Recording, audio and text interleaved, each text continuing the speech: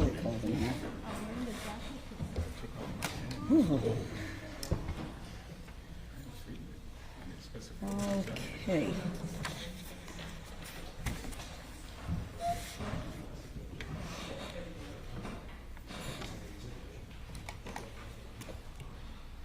I didn't put my Zoom on.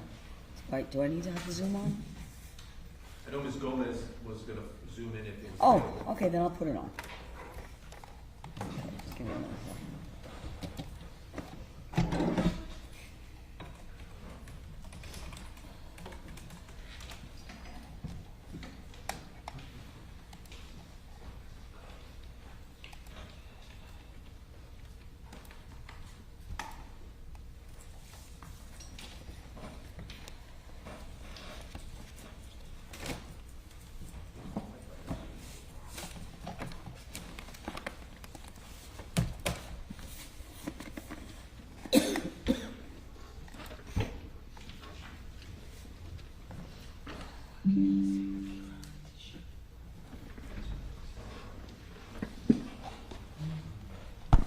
Thank you.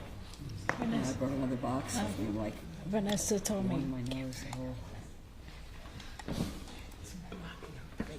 See your face. Okay. I guess. Just put it.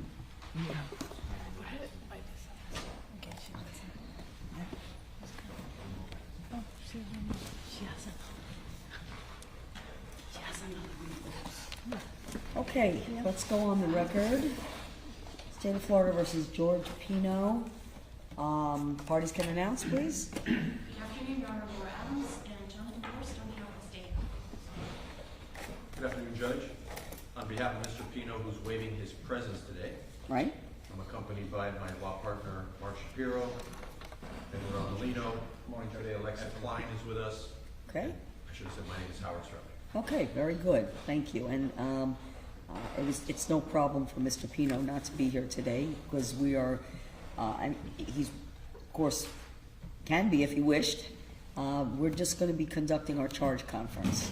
I want to go through the jury instructions, and thank you, everyone. You all sent me your proposed instructions, and I think really the meat of it will be for me to address the manslaughter instruction, the vessel homicide instruction, and the request for an instruction on the navigational rules.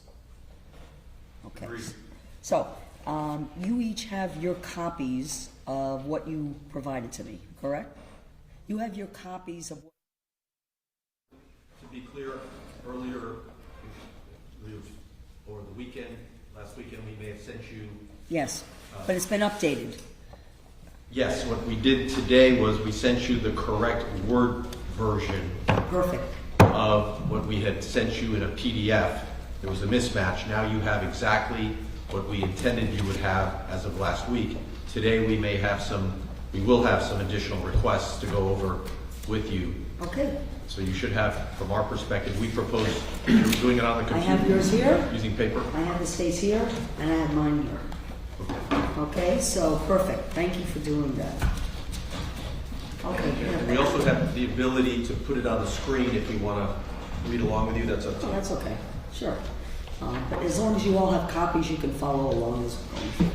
So I think, you know, just to, I'm just going to go page by page, and when we get to the instructions that we'll have further discussion on, we'll stop and we'll talk about it, okay? So, the introductory, which I would call page 1, is just the introduction to the final instructions. And if I don't hear any objections, I'm just going to put a check mark and say that it's clear. Okay? All right, so that's clear. And we go to what would be page 2, which would be statement of the charge, of the charges. And we'll have both crimes of manslaughter and vessel homicide. And there are no objections that I'm hearing. All right, so then we get to introduction to homicide. And the standard instructions, from the way I understand them, is this instruction, if there is a death or manslaughter, there's a manslaughter charge, I have to give the introduction to homicide with what would be excusable and definitions of excusable and justifiable homicide.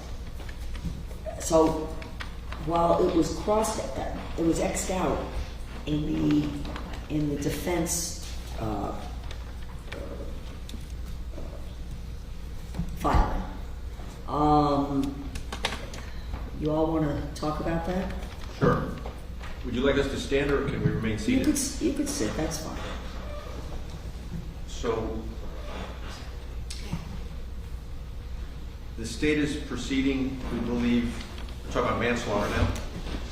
Well, I'm talking about, again, yeah, it would be, well, and I'll ask to state this, for the introduction to homicide instruction, all right? Yes. That would be 7.1 Correct. of the jury instructions. Now, it must be read in all murder and manslaughter cases. So, I would not have vessel homicide in there and referred to anyway, because it's to be read in all murder and manslaughter cases under the rules. Judge, I'm going to double check because in any DUI manslaughter case, Manslaughter, right. But I'm talking about Right. vessel homicide. I don't think I'm going to say vessel homicide. I think it's manslaughter is unlawful because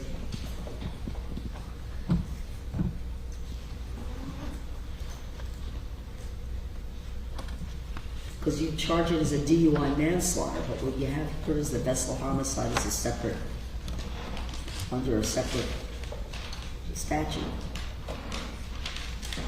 I'm sorry, Judge, did you say DUI? I mean, I thought the state just said that it's not a,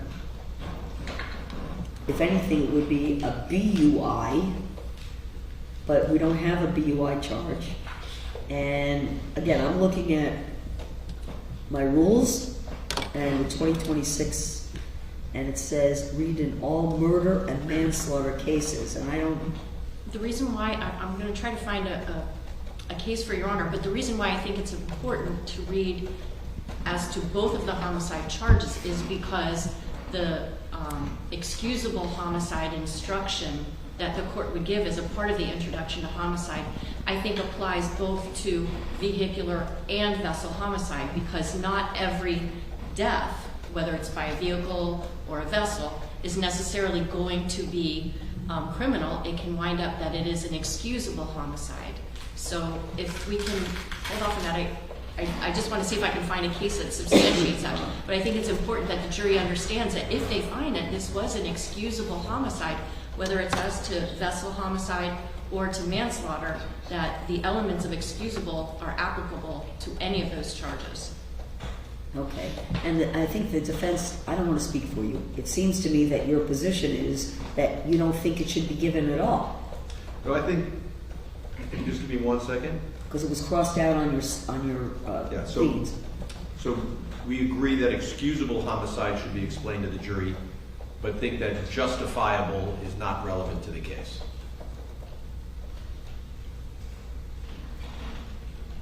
It may not be, Judge, but again, that goes along with the standard instructions, which is that the jury needs to be placed on notice that just because a death results, it's not always going to be criminal. For example, justifiable use of deadly force. Nobody's saying here that, obviously this is a self-defense case, but I think it's important for the jury to have context within which homicide charges are brought. And that's why I think the instructions for this instruction say it is to be read in all murder and manslaughter cases.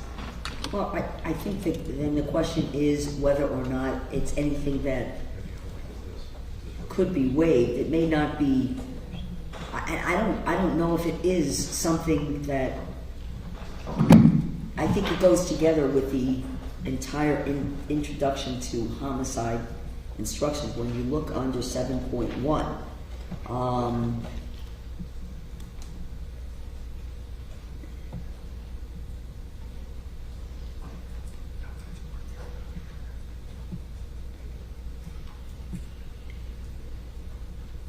yeah, it's part of the instruction, so I don't know of a case where part of it can be waived and part of it included. I think the way the instruction reads requires me to read the entire instruction on introduction to homicide in these two subparts. So I don't understand why it would be read if this is not a case of, for example, self-defense or some other explanation. And I think it's just going to confuse the jury on the issues that are before it. Because justifiable homicide is actually an affirmative defense, I believe. So now we're raising it. It sort of implies that the defendant has to show justification in a case that has nothing to do with that. But, Your Honor, like, if we were trying a case of, felony murder and there's no hint of any kind of self-defense in the case, the court would still be reading this instruction. It's not confusing. It's very easy to explain to the jury, and defense counsel and I can talk to the jurors about it, but it's very clear. It's to be read in all murder and manslaughter cases. And when it's called Introduction to Homicide, I think it's kind of self-evident that it's any time that one person is charged with causing the death of another. That's a homicide. When the prosecutor is talking about, is that what the book says that it's supposed to be done, or the Supreme Court is saying it's supposed to be done? I'm not sure. But what is it that the jury is supposed to do with that instruction? When they're deliberating, what are they supposed to do with it? Why would they even refer to it? We're giving them information that is supposed to be useful to them. How is that information to be used in the jury room? When they're talking about, okay, what do we do with this justifiable homicide business? Why are they talking about that in there? And if they're not supposed to be talking about it, why are we telling them about it?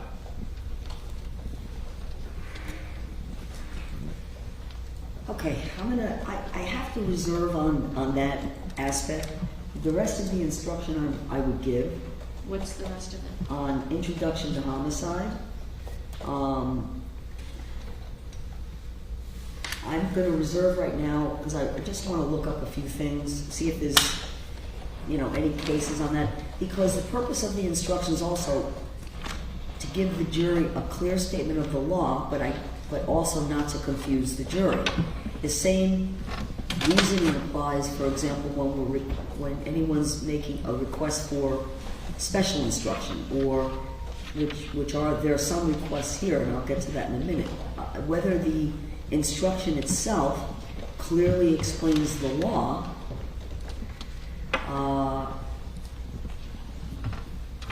but if it's something that is particularly not applicable given the facts of the case, are we putting the jury in a situation where it might be confusing? Yeah. So that I'm trying to understand. I've always I have to say, as a matter of, because it's in the same instruction, there's not two separate instructions, although they're highlighted as under different subsections of the statute. This is not a case of justifiable homicide. Correct, and the way it's currently phrased, the very first page, end of the second paragraph, it says, after introducing the concept of justifiable use of deadly force, it says, if you find Luciana was killed by Pino, you will then consider the circumstances surrounding the killing in deciding if the killing was manslaughter or vessel homicide, or whether the killing was excusable homicide or resulted from the justifiable use of deadly force. Now, why are they going to be thinking about that at all? Why are we telling them? I understand your point. Good. And I am going to give consideration to excising it out, because again, the instructions, they're the standard instructions, but also not to confuse the jury.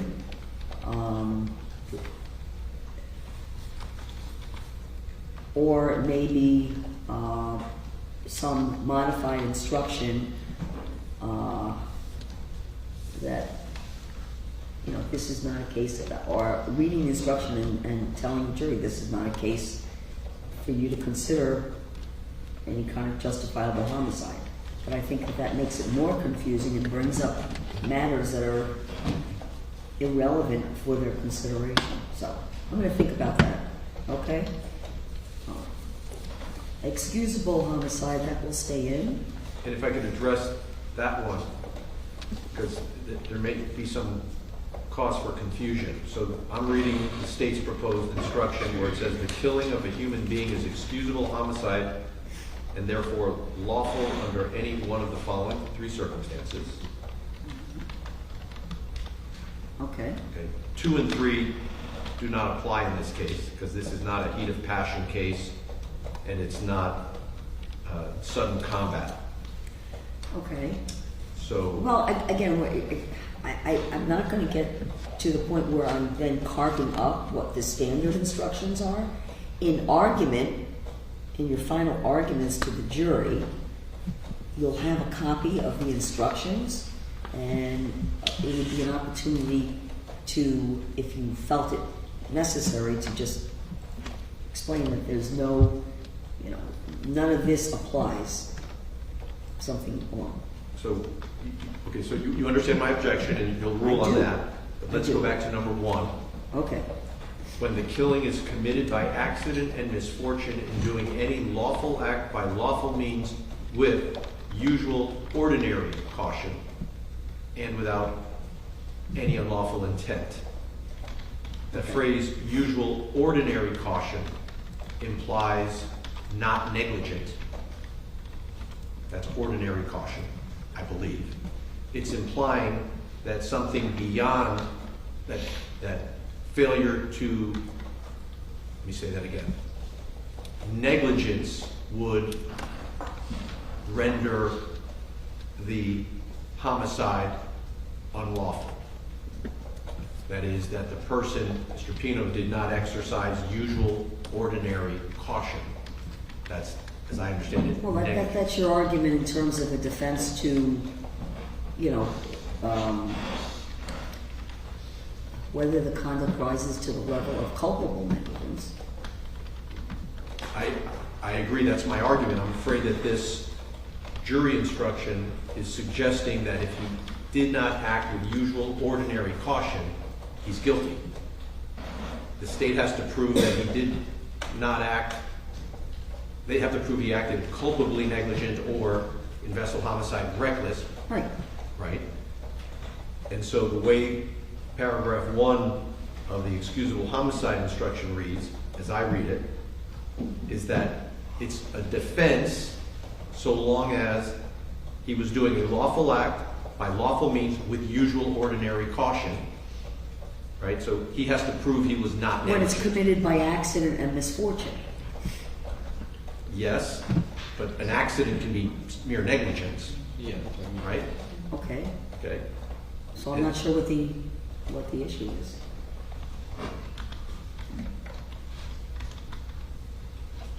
And let me just give it one more look.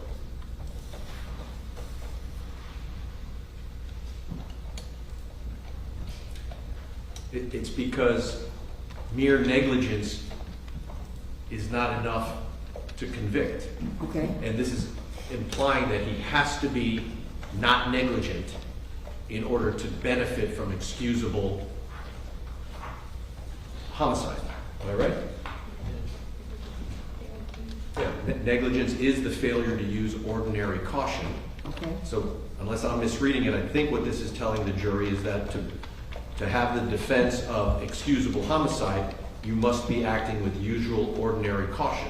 That means you, Mr. Pino, must not be negligent to be excused. It's implying that if he was negligent, he's guilty. No, but he's not, your theory of defense is not that he should be excused, but rather he wasn't culpably negligent and/or reckless. Yes, but this instruction seems to say otherwise.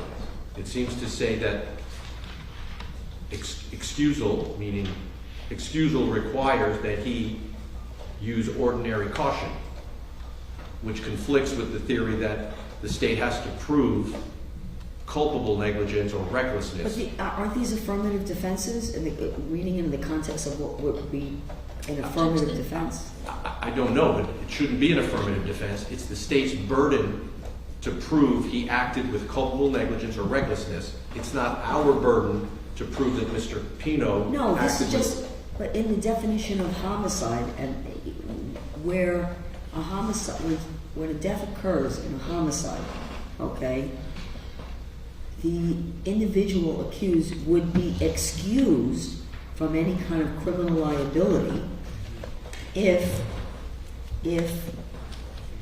the killing was done by accident and misfortune while not being negligent. while using ordinary caution. That term, ordinary caution, means not negligent. And without any unlawful intent. You have to have no unlawful intent. So it's putting the burden on us, Mr. Pino, to prove he was acting with ordinary caution, meaning he was not negligent. I don't think it shifts the burden. Well, it says. Your Honor, if I can just interject, this instruction comes straight from Florida Statute 782.03. So maybe the defense wants to look at that statute because this instruction just mirrors what the statute is. So I don't know. No, it's exactly what is in the statute. Review that. I hear your argument that this instruction, your contention is, shifts the burden to the defense to do something, but I don't read it that way. While I understand what your point is, I don't read it that way. This is just, defining what homicide and what would be, again, I'm using the word excusable. It's in the definition, and that's the definition of what would be considered an excusable death. I don't think it shifts the burden or puts any responsibility. And so maybe I should ask, what is an example of an excusable homicide that's not, let's say, a justifiable homicide? An excusable homicide might be a person is driving their car down the street in a lawful manner, and a kid runs out in front of the car, and the person runs the kid over, and unfortunately the child dies. That would be considered an excusable homicide. If for some reason a prosecutor wanted to bring charges, then the defense would arguably be able to say, no, this is an excusable homicide because my client, this was an accident, this is misfortune, he was doing a lawful act by lawful means with ordinary caution without any unlawful intent. That's exactly what 782.03 envisions, and this statute, this instruction simply puts words to that statute. If there's a presentation of an affirmative defense, there's no requirement on the defense to, there's still no requirement on the defense to present any affirmative evidence. So if the court, hang on one second. Yeah, so our view is if the court is going to give us the choice between having that paragraph 1 and reject my suggestion that it should be modified, I would ask that no instruction be given on excusable homicide. Okay, that's your request. All right, what's the state's position? Well, the state's position, Your Honor, is that it has to be given because it's the law. 782.03 couldn't be more clear. And literally, if they don't want it to apply, that just seems, I can't understand why the defense wouldn't want an instruction that's supposed to be read in all homicide cases. It's introduction to homicide. I guess they think it's maybe not good for their client, but we're not going to stack the instructions to be pro-state or pro-defense. They're just supposed to acknowledge what the law is. Right, well, as standard instructions. So, under the circumstances, I'm required to give what would be standard instructions. okay, in every case. Whether, this says, of course, in the introduction to homicide, it's a manslaughter, and that's why I brought up the question of how vessel homicide, because it doesn't say specifically, I mean, a death occurs, but manslaughter and the elements of manslaughter are different, right, than the vessel homicide. So that's why I said that I don't know whether or not I would be including vessel homicide in the instruction. I would say manslaughter is unlawful, a killing that was excusable or that was committed by justifiable use of deadly force is lawful. And then I go, because if you read the instruction, do you have the book in front of you? No, but I can pull it up if you tell me where to look. Yeah, it's 7.1. It's the 2026 standard instructions.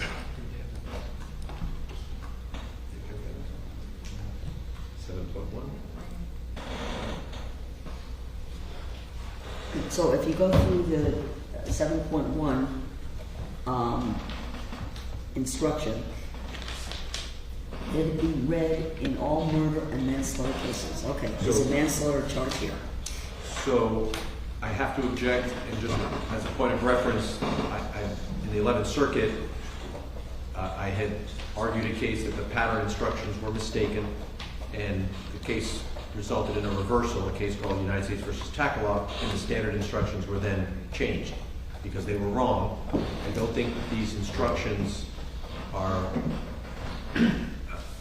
that you must give them if they conflict with another instruction. So let's ask, how is the state going to use that instruction in its closing argument, and how is the jury supposed to use that phrase that we just talked about, where it says it's an excuse if the defendant is acting with ordinary caution. It implies that it's no excuse if he's acting negligently. And then, because that's what ordinary caution means. No, but if the jury does not find something more than ordinary caution, then your client's not guilty. Except that instruction seems to say otherwise. It seems to say he's only excused if he acts with ordinary caution. There's other parts to that. Well, then that's why I'm saying they conflict with each other. I'm not sure I agree. But Let's just hope the state doesn't argue in closing using that instruction and say, here it is right here. He's only excused if it's ordinary caution. I would think that would be an improper argument. Which is why I don't want the instruction submitted to the jury. Okay.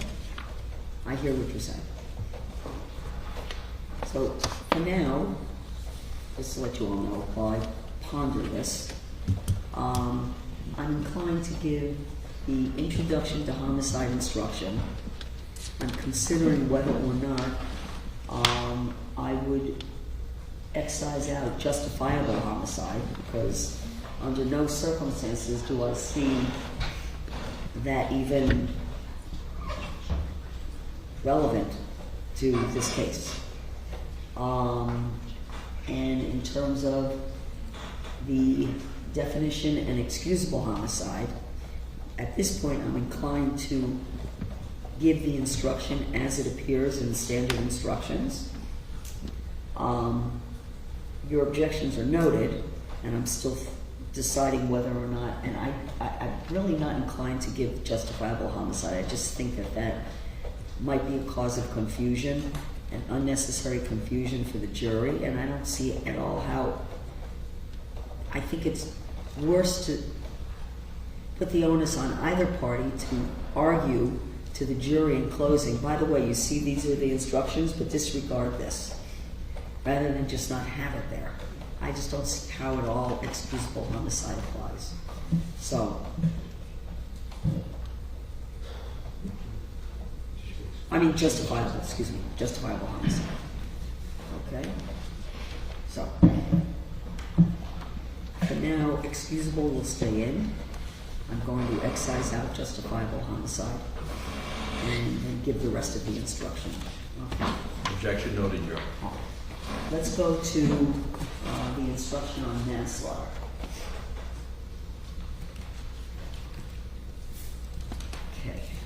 find the defense measure instructions.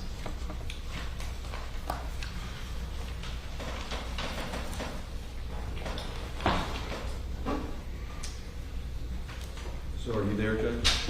I'm right here. Okay. Actually, I was going to propose, if it's the same to you, to start with vessel homicide, since manslaughter is supposed to be the instruction that has additional burdens on the state. So we can first understand what vessel homicide means, and then the court would decide what additional burdens the state has to meet to go to manslaughter from vessel homicide. So that's Okay. I hear what you're saying. I'm okay though, starting with the manslaughter. Like just going through the elements that need to be established. And because you have in the manslaughter, you have, and I understand why, you have included additional language that in terms of definitional type of language that you're going to ask me to instruct the jury on that are not part of the standard instruction. That's right. And the reason why I'm going to make an assumption is because there has to be more that needs to be shown in terms of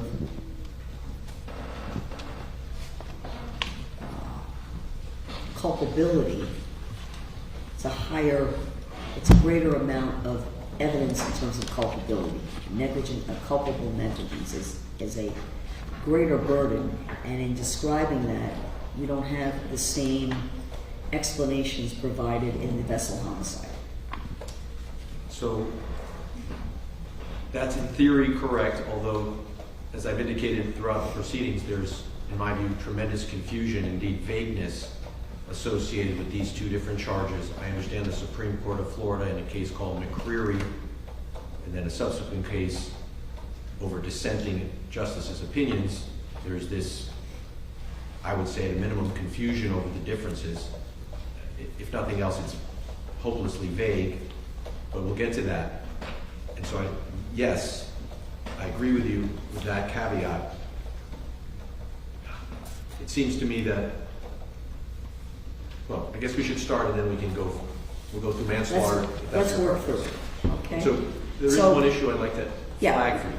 So manslaughter apparently has multiple ways of prosecuting it. Correct. The statute itself, we can just pull it up. So we've been talking a lot throughout the trial about culpable negligence as one way to establish manslaughter.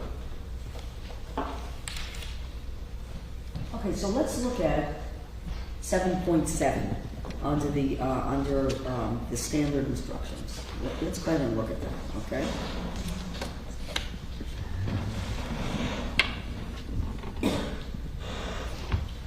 Are you looking at 7.7 in the pattern? Yes, Okay. 2026 standard instructions.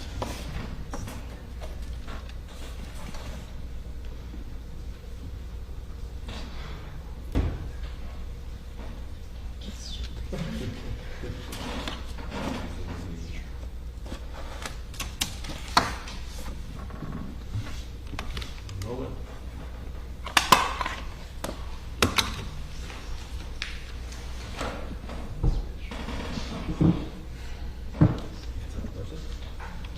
Oh, thank you.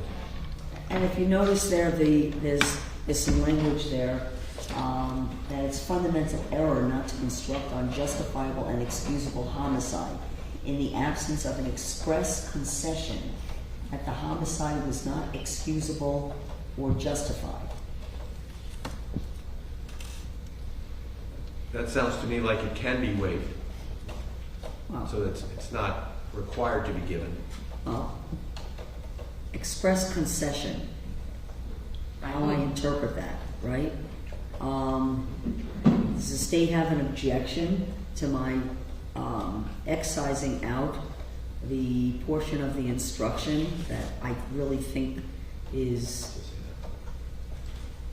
raises unnecessary points that are not applicable in this case? No, I don't mind. Okay. So But I would object to not including excusable homicide. Sorry? I would object to not including excusable homicide.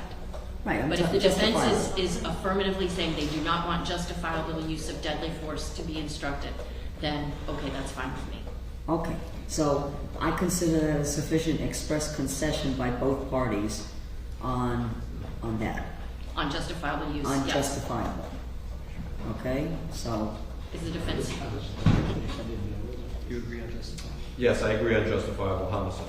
okay, good. and beyond that, because the defendant is not here, I'm gonna have to readdress this with Mr. Pino present before I'll put everything in kind of the best final form, and we're gonna convene, I think probably 9:30 on Monday, and 9:45 even. I think, having that express concession. I'm gonna have duplicates prepared for either way, just because I'm neurotic like that. So in the event that Mr. Pino doesn't agree, then I have the instructions completed. I'd like to have them completed, and we're going to complete our charge conference today, is my plan, all right? Whatever is outstanding, throughout the course of the weekend, you'll hear from me, and I'm going to have prepared what I consider to be the final instructions. I'll put anything else on the record. And so they should be available to you as you're giving your closing argument. The state's going to start, and I guess you'll reserve time for a rebuttal argument anyway.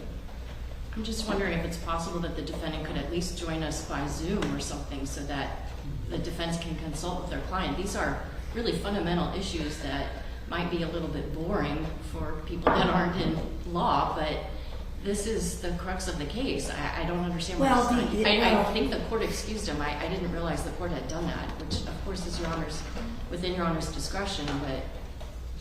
Well, I don't think they would be, well... I mean, this is absolutely a fundamental part of the proceeding. No, it is absolutely a fundamental part of the proceeding, because I have to get his acknowledgement, and I guess I'm comfortable that I'm going to get an acknowledgement and agreement Monday morning. I'm certain that Mr. Pino is going to rely on our advice on these issues, without a doubt.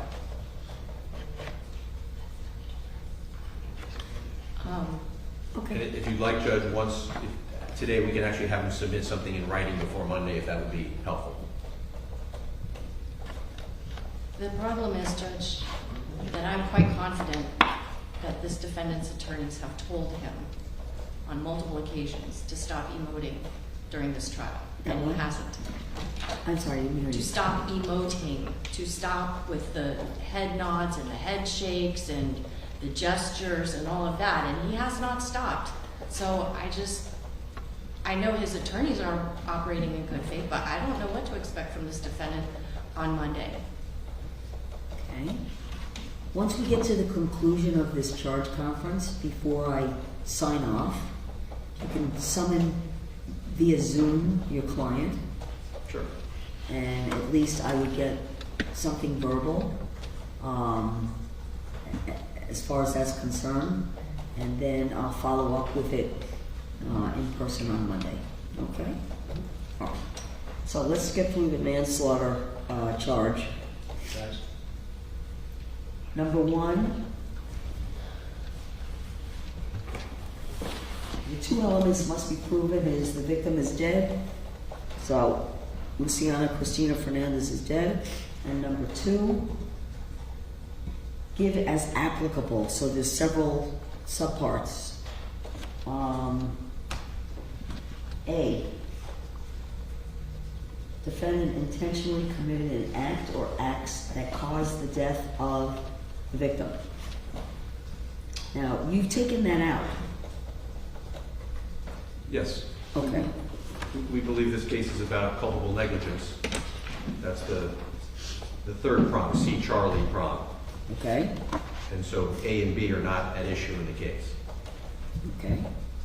Judge, the information in count 1 alleges that the defendant did intentionally commit an act or acts and/or acted with culpable negligence. So that's why both prongs should be given to the jury. The court did not JOA on either prong. I didn't. No. Okay. So let me begin by renewing then on the A prong of manslaughter. And then we're going to, if the court is overruling that, then we're going to have to spend some time understanding the difference between the two, because it's going to be complicated. But first, my motion is to judge judgment of acquittal on the A prong, intentionally committed an act or acts that caused the death of Lucy. Which is what I heard yesterday, I think. That was part of... That was part of it. And Your Honor had asked some provocative questions about that. And, Oh, thank you. Okay. well, many of your questions are provocative, but on that subject, it caught our attention because what is the act, what is the difference between A and C? Let's ask the question that way. You would ask the question, oh, I mean, I think I understood our conversations and what I based, my ruling on. I denied the judgment of acquittal. The state charged this in the alternative, right? And/or it could be either. So manslaughter could be in their charging document. If they're able to prove manslaughter either by Mr. Pino intentionally committing an act or acts that caused the death of Ms. Fernandez, and/or the death of Ms. Fernandez was caused by the culpable negligence of Mr. Pino. right. And so your question was, and part of the argument was, what is the act or acts, that caused the death? The defense position is hitting the marker was the act that caused the death. Correct. Okay. Because absent the elision, there's no death. Okay. Understand. And I'm not going to speak for the state, so I think I understood their argument was the act leading to the elision are the intentional acts that lead to the death, such as, Ms. Adams, I think you said, the change of course. Right, we already litigated that, but yes. Okay, so,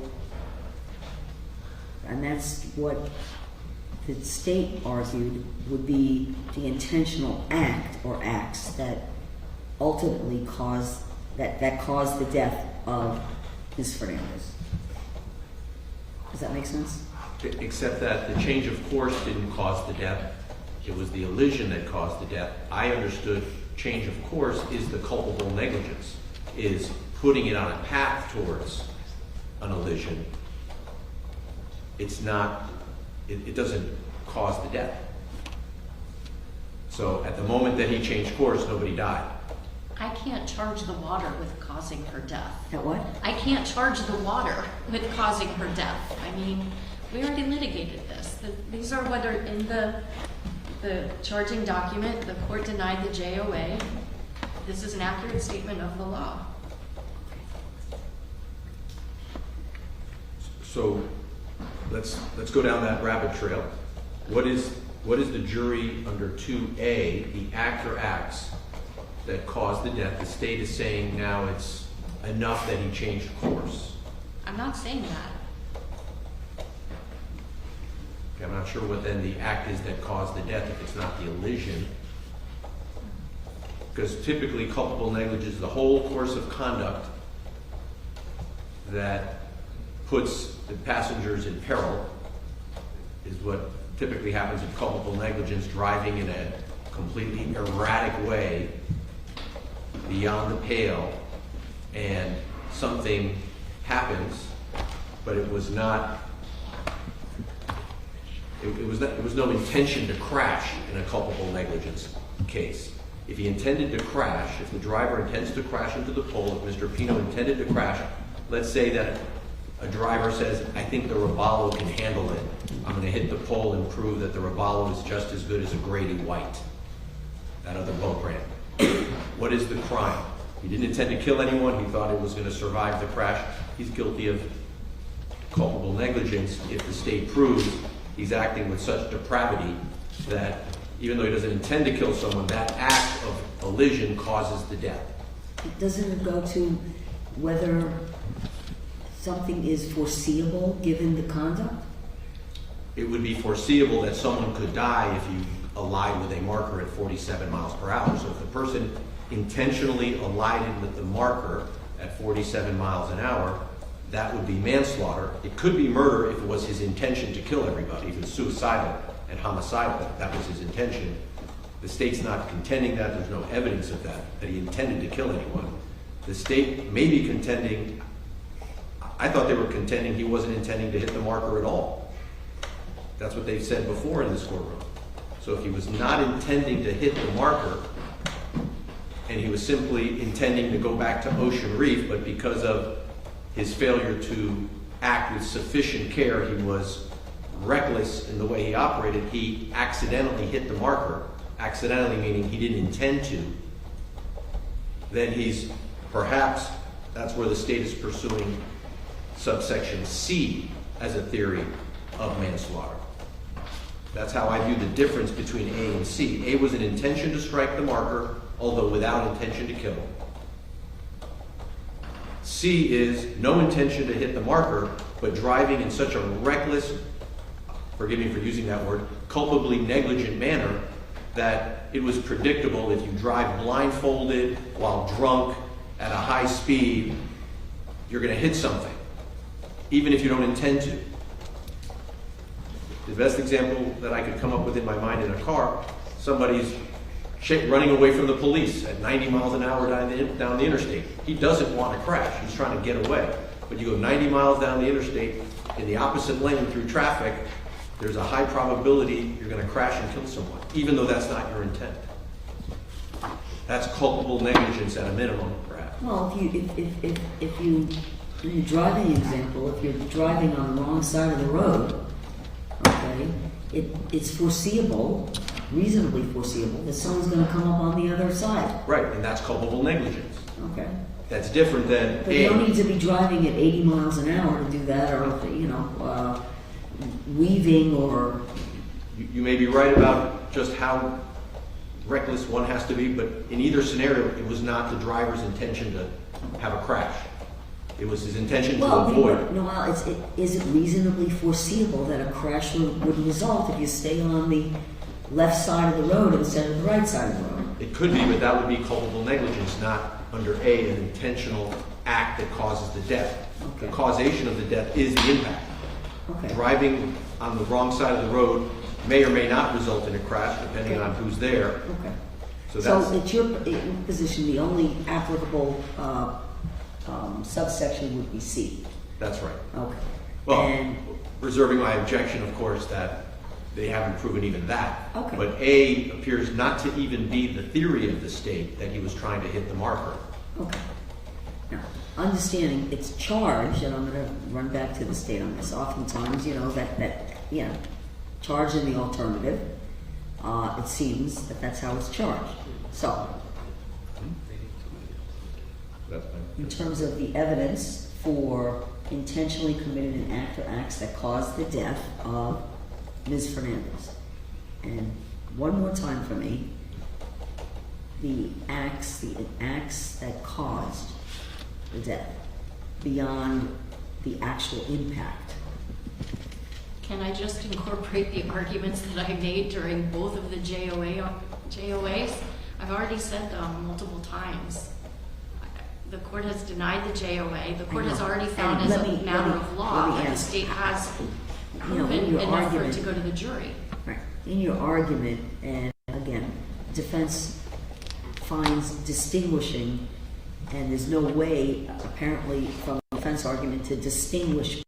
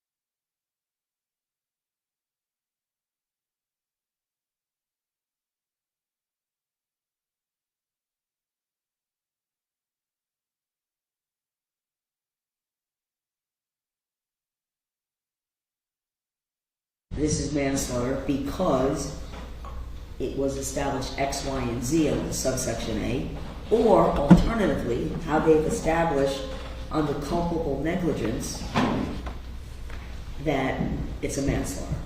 That's what they're gonna argue. And you're gonna argue there's no application at all, and there's no culpable negligence. I think that's how it's going to work out. Except that, yes, except that there needs to be some understanding of what the word act is under A, that if as a matter of law the act doesn't cause death. Well, here's the thing. If there was some requirement, at least from a legal perspective, from the court's requirement of how to instruct the jury on the law, okay, there'd be a definition, right? And there's no definition here, there's nothing provided by defining what the act is. What the act is, okay? It has to be that which caused the death. Okay. Under A, the act has to have caused the death. That's the definition. Right. And so, maybe we should, if we move How down. about this, if Mr. Pino, from the evidence, didn't change course, would there have been an elision? No. You're saying at the 9-second mark, if he had stayed on the path before the 9-second I mark. think before that, wasn't it? Wasn't there a change of course at like 30 something seconds? I think the state's theory is that at about 9 seconds to impact, there was a change of course that put him on a collision course. That's the state's theory. So that's the question, right? That's my question. If there was no change of course, At 9 seconds, he would have there would be avoided. no elision. That's correct. Okay, so I suspect what's going to be argued is that the act itself of changing course resulted in the elision. Except, Okay, we're gonna keep going back and forth on that. I certainly get your point. Over objection, I'm going to give subpart 2A and subpart, which would be C, but I'm going to call it B, because subpart B here does not apply. Okay?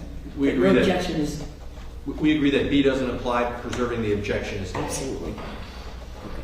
Go to the next paragraph.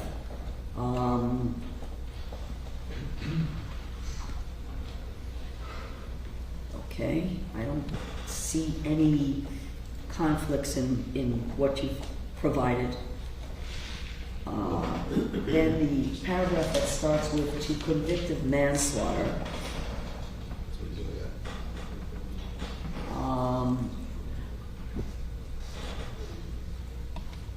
I think I would be taking out, let's see. I'd be taking out justifiable, okay? Yes. We agree to that, but here's where the conflict then arises Okay. with excusable homicide. Okay.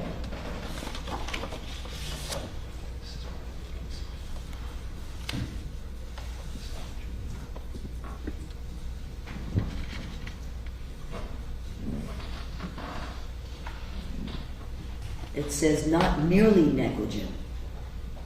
So it's already in there. If Mr. Pino, if the jury finds Mr. Pino was merely negligent, then they can't convict him of manslaughter.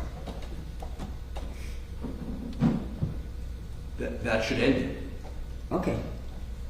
There should not be the confusion about excusable homicide. Okay. And that is consistent with the argument you've already made about excising out excusable harm, essentially not giving the definitions beyond the first paragraph definition on introduction to homicide. That is correct. That is our Gotcha. position. Okay. And we would submit that there can be a combination of more than one negligent act that would still be insufficient to convict. And to the extent that this is implying he can have one negligent act, as long as it's clear let me stop a second. I would say an act or acts, but again, when I'm going through and looking at the standard instruction, and the points you're raising, and if I'm not agreeing with it, you've preserved, obviously, and whether right now I'm continuing to follow what the current standard instructions are. You're talking here, commit an act or acts that were not merely negligent. I think the simpler way to read would be George Pino cannot be guilty of manslaughter by committing acts that were merely negligent. Okay.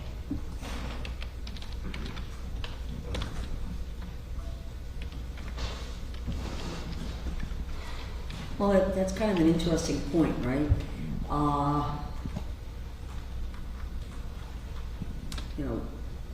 Let's say there are multiple negligent acts, okay? Does it become the case that multiple negligent acts, maybe individually in and of themselves, would not rise to the level of the type of culpable negligence that would need to be proven for there to be a manslaughter conviction? But the cumulative nature of multiple negligent acts combine to establish the level of culpability necessary to establish culpable negligence in manslaughter. I have not seen a case that says that you add up failure to act with ordinary care, that a combination of failures rises to the level of culpable negligence. I just haven't seen that case. I'm just, this is kind of a Yep. mental exercise. Because what we're getting back to is it one act or is it multiple acts? Is it the operation of the vessel as one act, or is it speed plus X plus Y plus Z, none of which per se rise to the level of culpable negligence? Well, isn't that what a lot of the cases that when you're talking, the cases that you've cited? Right. It's that it's not, there's a combination of factors that led to the conclusion, at least for that jury that was affirmed on cases, or a combination of factors that would either support or not support the verdict. Right, in many of those cases there were multiple acts and the courts of appeals said not enough. Okay, right. So that the combination of multiple failures of the defendant do not combine to reach the culpability. Depending on what you look at the totality of the circumstances, right? You have to look at the totality of the circumstances. You can't just look at it in a vacuum. Each case is very fact specific.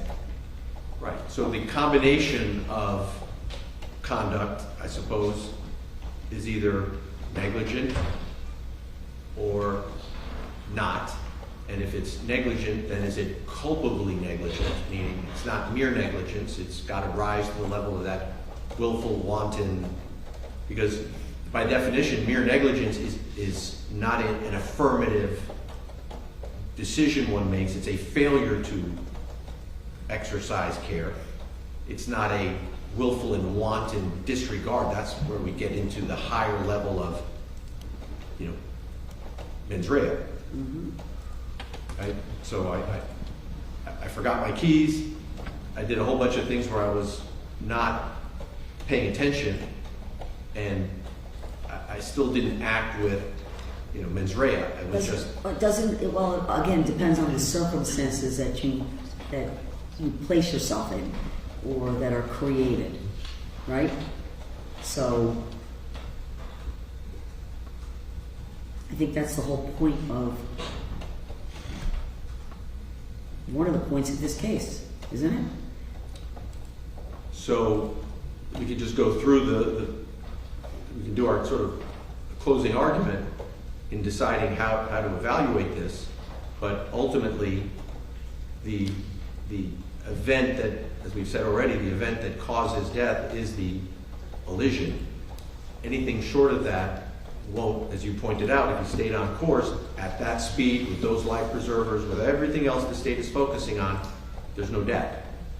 So that's why I'm struggling with the theory that the state is advancing, and it can't be enough that the state is going to say the flares you should consider that he had expired flares on his boat in deciding whether he was acting with wantonness or willfulness in his operation of the motor vessel, that he forgot to update his flares, and you should consider that. It has nothing to do with the cause of death. Nothing. Zero. He doesn't use a kill switch. He could have been more careful. All of these arguments that the state is trying to advance, none of which contribute to the cause of death. Okay.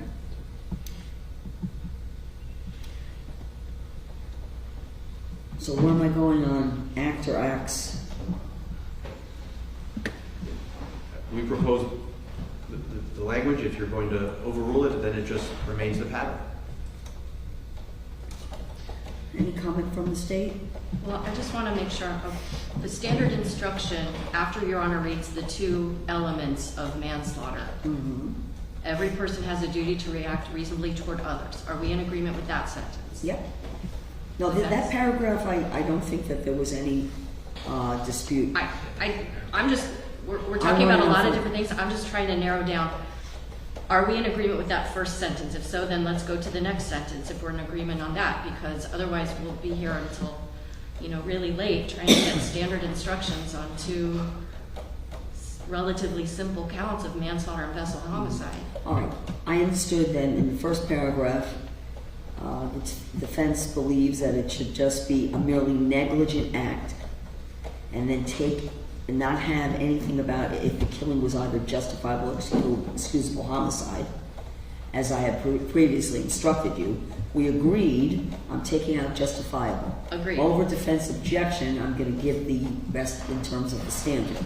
The next paragraph, to convict of manslaughter, it is not necessary for the state to prove that George Pino had an intent to cause death, only to commit an act that was not merely negligent. I'm taking out justified or excusable, and I'm going to leave in, again, the standard or excusable and which caused death. Okay? Go to the next page, where there's a definition of culpable negligence. Judge, so the paragraph you just read Yes. begins with to convict of manslaughter. That paragraph, at least under the old instructions, made clear that that is a reference to the subsection A theory. Correct. Okay, so we object to that for the same reasons we object to Correct. the 2A theory. Correct. So we think that entire paragraph beginning with to convict of manslaughter, it is not necessary for the state to prove that George Pino had an intent to cause death, only an intent to commit an act that was not merely negligent, et cetera, Correct. we object to that entire paragraph. All right, very good. Let's look at the next one. Now, what the defense has requested is, do you have the defense? Yes, Judge. Okay. Requested that essentially I include what would be facts, or facts that the jury would have to find, in further impressing upon the jury that there has to be a showing of culpable negligence, not merely negligence. I think that's the way I read the paragraph you want to include. Correct? That's correct. Okay. All right. Any comment from the state? Yes, Your Honor. The standard jury instruction does in fact define culpable negligence. The state's proposed instruction follows that standard instruction to the letter. And I would also point out that in the Stevens versus State case at 787 Southern 2nd 747, a 2001 Florida Supreme Court case, it indicates that in order to be entitled to a special jury instruction, the defendant must prove the special instruction was supported by the evidence, that the standard instruction did not adequately cover the theory of defense, and that the special instruction was a correct statement of the law and not misleading or confusing. And I think for the defense, where they kind of fall down is that the instruction of what culpable negligence is, and the definition that it is given, is a correct statement of the law, and I don't see that what the defense has added clarifies the law. I don't think that it's necessary based on the evidence, and if anything, I think it makes the instruction a lot more complicated than it needs to be. So, I'm okay, but that's the rest of it after the definition of culpable negligence, right? Yes. The paragraph before that, where the defense is proposing that I tell the jury they must determine whether the state has proven beyond a reasonable doubt that Mr. Pino's act. Judge, I'm going to withdraw that paragraph to avoid confusion. So we're withdrawing the paragraph that begins with the phrase let's go in then. this case. Then it would be, there'd be a definition of culpable negligence, okay, which is the defense is proposing that I include the word merely negligence on sentence 1. I see it, Your Honor. You see it, right? Yes.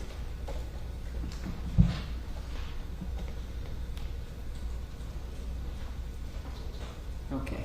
Any comment from the state? Yes, I don't think that it's necessary because the standard instruction indicates that if there's a violation without any conscious intention to harm, that's negligence. Right. Culpable negligence. No, hold on. I don't think that including the word merely. Do you have any comment on that? Yes, I object. There's no reason to inject that into a standard instruction when the standard instruction adequately informs the jury what the law is. Okay. All right, I understand the request. I'm going to deny the request over objection. I take the word merely out because it's not part of the standard. I think the instruction correctly defines the law. And again, I think that's for argument that the defense can make, but I'm going to instruct the jury consistent in this paragraph with what the standard is. All right, then we get to the negligent act or omission must have been committed with an utter disregard for the safety of another. Culpable negligence is consciously doing an act or following a course of conduct that the defendant knew or reasonably should have known was likely to cause death or great bodily injury. So you both agree on that. There's been no change there.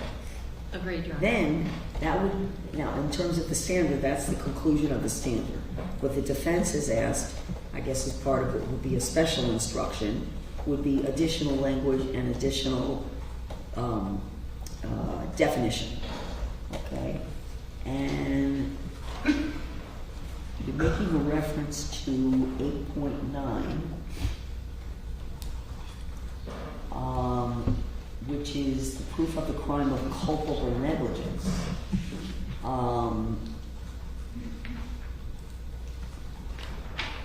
So I guess the question is, it looks like for 784.05, which is the standard is 8.9, which is you're referencing.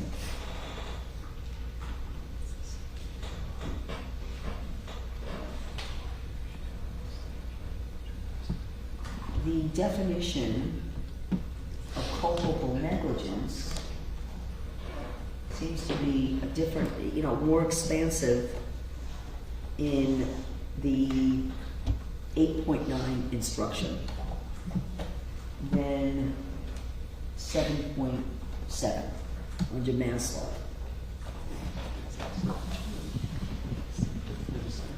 Okay.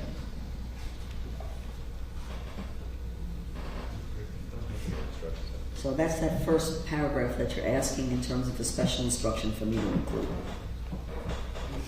Judge, could you read the first sentence that you're referring to so I'm following along? Okay, so you're asking me to include culpable negligence is a course of conduct showing reckless disregard for human life or for the safety of persons exposed to its dangerous effects, or such an entire want of care as to raise a presumption of a conscious indifference to consequences, or which shows wantonness or recklessness, or grossly careless disregard for the safety and welfare of the public, or shows, you know where I am now, right?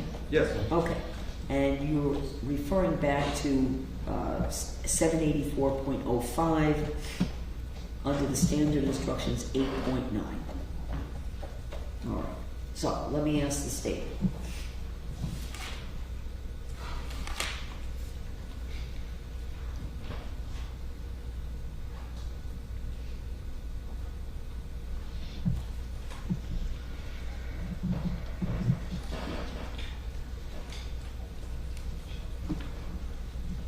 Your thoughts on that, which provides incorporates essentially 8.9 into 7.7, and under a different statute. So if you look at 784.05,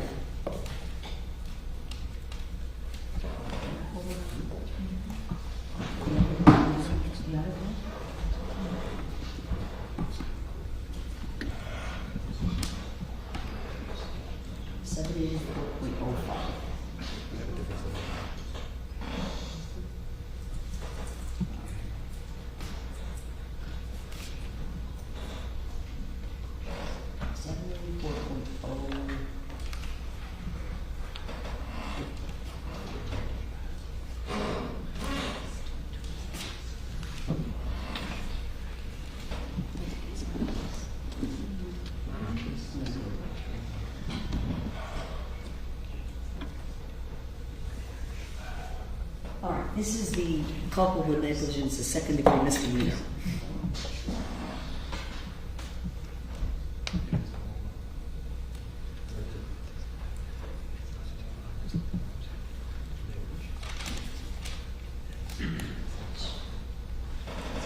And culpable negligence is a lesser included offense, category 2 lesser included offense of manslaughter.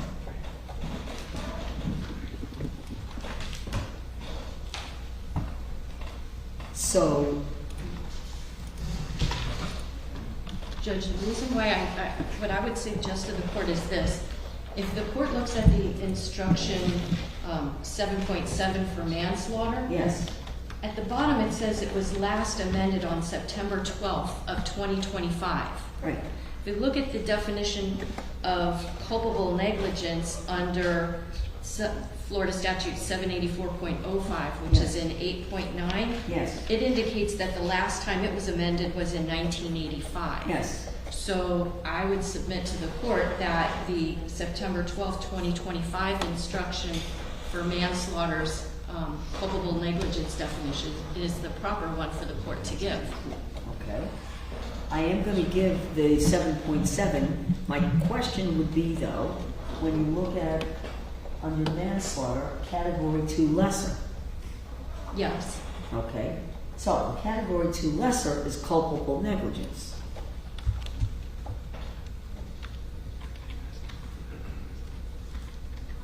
However, the non-homicide lesser included offenses do not need to be given if the parties agree that causation is not in dispute and that the victim is dead.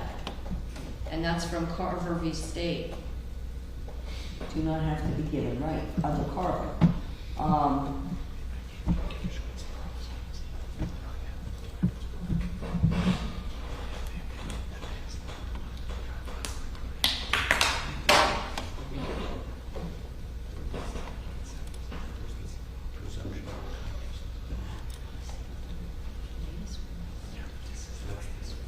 And it was last amended in September of 2025, right? As you said, the manslaughter instruction. They updated it actually like a week ago. Did we have a long second as well? Yeah. We know the dates.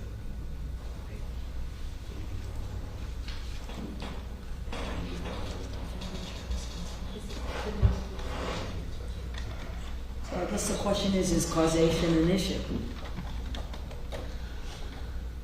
And whether the defense would be seeking culpable negligence as a category 2 lesser.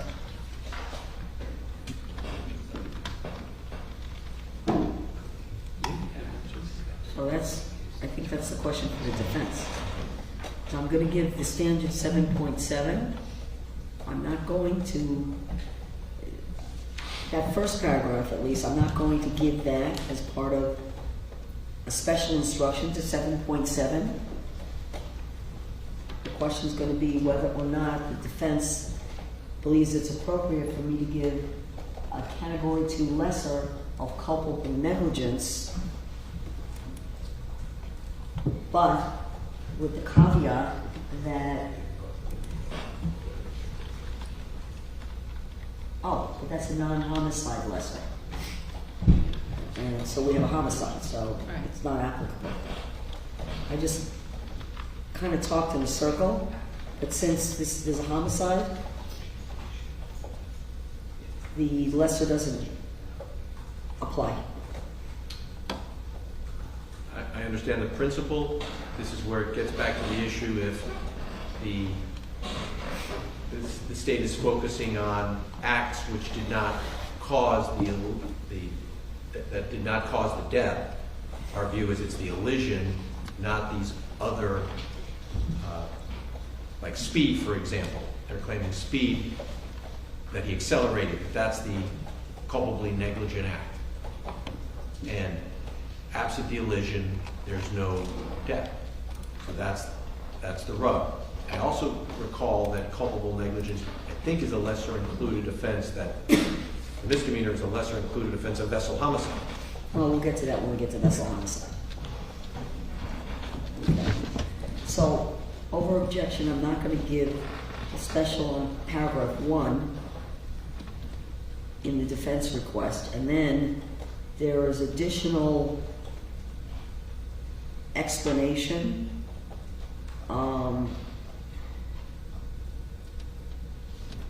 that you cite to the Jackson case from 1958, and also to, it's the same, okay, on, definition of the speed, it's about the operator drinking or some degree under the influence. It's not proof of itself of culpable negligence, and the state must prove under Miller, 1954 case, that the act was not the result of a momentary lapse of memory, inattention, or mistake of judgment. Okay. All right. Any response from the state? Yes, Judge, I don't believe that those should be given. Okay. All right. Beyond the fact that I do believe that the standard instructions are a correct statement of the law, I don't think it's appropriate, and I'm not going to give the additional language and case law citation in the jury instructions. I think that could be part of argument, if you wish to use that as part of argument. But in terms of the instructions are sufficient to define culpable negligence, and And, so I'm not gonna give what's been requested. To make sure that I've adequately explained, we weren't expecting you would put the case citations in the jury instructions. No, I know that. You put the citations to support the additional explanatory language of what culpable negligence is, what it isn't, and to further enhance, I think that's the position of the defense, that the instruction given, the standard instruction is not sufficient. That's right. I just wanted to make sure you knew where we sourced the language. So our Of course. request would be over, and I understand you've overruled it, that each sentence that we have submitted for as a proposed instruction be given to the jury individually and in combination or in combination with the other sentences. If there's any one sentence you think would be acceptable, we'll take it. But it sounds to me like the court is not going to give any one sentence or the combination of sentences. And so I think we've adequately preserved the objection, Yes. understanding we weren't asking you to give the jury the actual case. No, citation. I understood that was for me to know where the language comes from. Thank you, Judge. And appreciate that. The standard instructions, in fact, the state had noted, but they had been amended as recently as September 12th, 2025. So, Actually, Judge, I believe they were just amended 6 days ago on June 12th. I'm sorry, I don't hear you. His client is saying that it appears on our computer that while we've been in trial, the rules, June 12th. The the proposed instructions have been amended yet again. standard. Yeah, that's the reasonable doubt instruction. The reasonable doubt instruction was, All of them. Yeah. Almost every standard instruction that I'm downloading today has been amended on June 12th, 2026. So last week. okay, so why don't you print out, because the only one that I have that we got a copy of is the reasonable doubt instruction with any substantive amendments that would impact our case. Is the reasonable doubt instruction, I have that as the updated instruction. I'm not sure if that was in your packet or not. I think so. Yeah, we have that. Thank you on that. But there were no amendments to manslaughter instruction or the other instructions. Okay. All right, so I took care of that in terms of the manslaughter instruction. Let's go ahead to the vehicular homicide instruction, okay? Excuse me, not vehicular. Vessel homicide, excuse me. All right.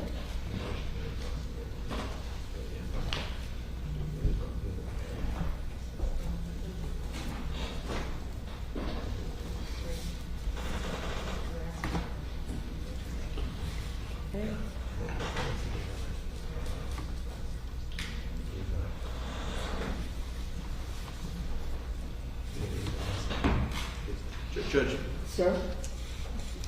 just so that we're not confused, we understand that the instructions that we provided to the court were a standard proposed instruction, Correct. came from the pattern instruction. 8.9. 8.9 regarding culpable negligence.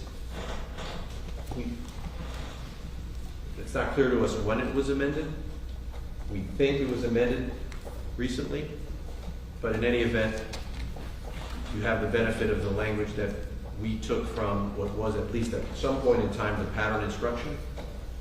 And over our objection, the court is going to deny. Well, yes, a different subsection, which was 8.9. I understand. Okay.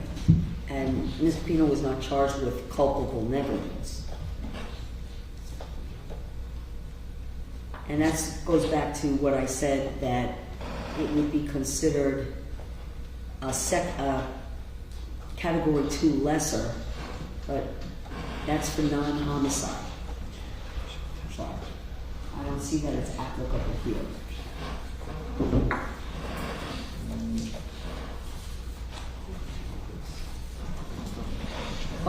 So let's go ahead and look at vessel homicide.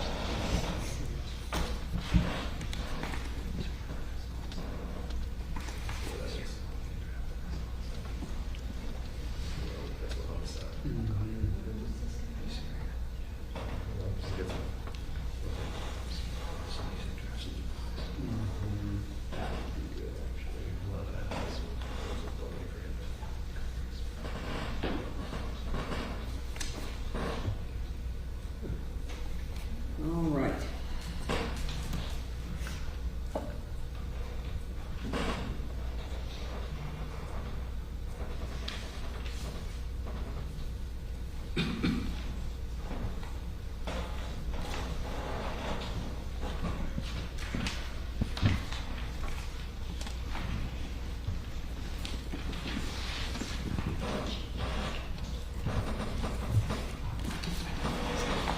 All right, to prove the crime of vessel homicide, which is 7.9. So with vessel homicide, this will be a bit simpler because we did not propose any changes to the pattern, but we have proposed supplemental instructions. Right, which I would consider as requested for special instruction, so the question's gonna be back to whether the standard instruction sufficiently defines, is sufficient in its language and correct, and,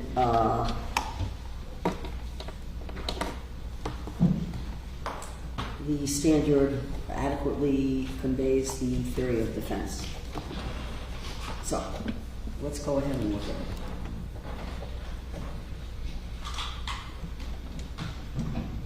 I don't think you were proposing that I include a citation to the Lizardo case. Correct. You just put that in there for my information. It happens to be in the pattern itself, by Yeah, coincidence. no, it is.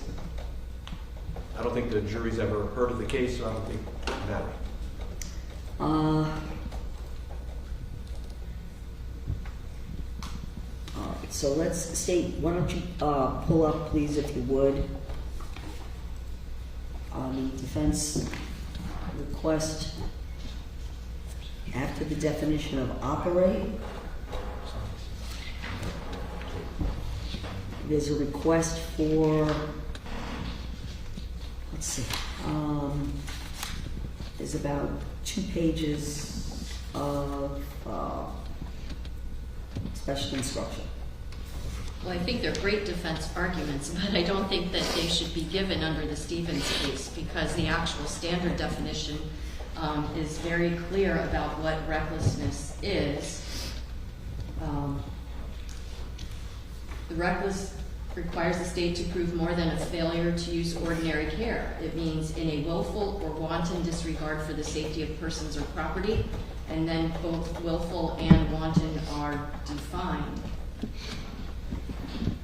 And it just seems to me that what the defense has done is just taken a lot of different ways to try to, I don't know, put into jury instructions things which should be arguments. What should be the jury instructions is what adheres to the actual statutory definition.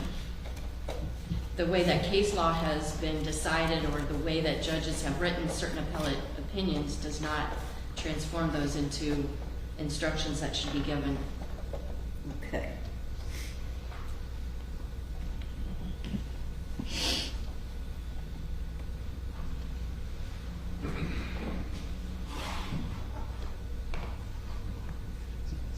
You have anything you want to tell me? I mean, I've read, you further define in terms of argument also, citing to an 11th Circuit case and Black's Law Dictionary what reckless means.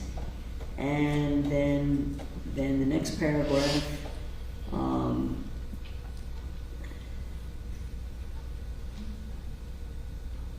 is, a request, I guess, in instructing the jury for me to elaborate on what the jurors' responsibilities are. You have anything you want to say about either of those paragraphs? Nothing additional. Okay, all right. I'm going to decline to include the special request, but they are included as part of the record in your special requested instruction. And Do speaking you, of have the, you should have a clean copy and include that in part of the record? so today we will file when we email to you so that everybody's operating under the same paper. And then then on Monday morning, just make a reminder that, just for purposes of the record, that your requested instructions are documented and included in the record, but they're not anything for the jury. Understood. Okay. Let's go to the next page, if you would, where there's further request for the court to further define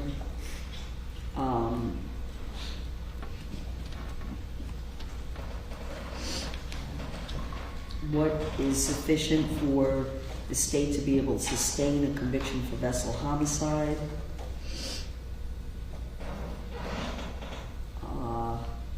Again, that first paragraph, I see this as, and again, you're giving me the citations to cases. It wouldn't be part of the request, but further explanation in the instructions, and I am going to find that the instructions given as the standard instructions are sufficient and sufficiently define what elements the jury would have to find for them to come to a conclusion that Mr. Pino was guilty of vessel homicide. And a lot of this I find to be argument, and certainly you can make these arguments, but I'm going to decline to give that as well, and we'll include that as part of the your special requested instructions. May I turn the court's attention to just a couple more that are in here that I'd like the court to give additional attention to. Sure. So you just reviewed the page that begins with this sentence, neither carelessness nor ordinary negligence. Correct. That cites to Lizardo, it cites to Warehan, W-E-R-H-A-N, and it cites to Esposito, and I understand the court's overruled our request. Then the next one I'd like the court to look at with additional attention is the citation is Strackar versus State, where it reads, the state must prove that George Pino, quote, in an intentional, knowing, and purposeful manner was operating the vessel at the time of the incident in a manner demonstrating a conscious and intentional indifference to consequences and with knowledge that damage is likely to be done to persons or property. I'd also like the court to consider the instruction that we took from Santisteban versus State, S-A-N-T-I-S-T-E-B-A-N, and this one says, speed alone does not constitute reckless conduct unless the speed is shown to be grossly excessive. Let me stop there, Judge, because that's an important issue for this case, since the state is focusing on speed and there is no speed limit posted. We would argue that it creates a bit of a vagueness problem, not a bit, a serious vagueness problem for the operator of a vessel, because speed now becomes at the discretion of the law enforcement officer or the prosecutor handling the case as to what they personally think the speed limit should be under a particular condition. And the jury needs to know it's not even enough that the speed might be deemed excessive. Under those cases, it has to be grossly excessive.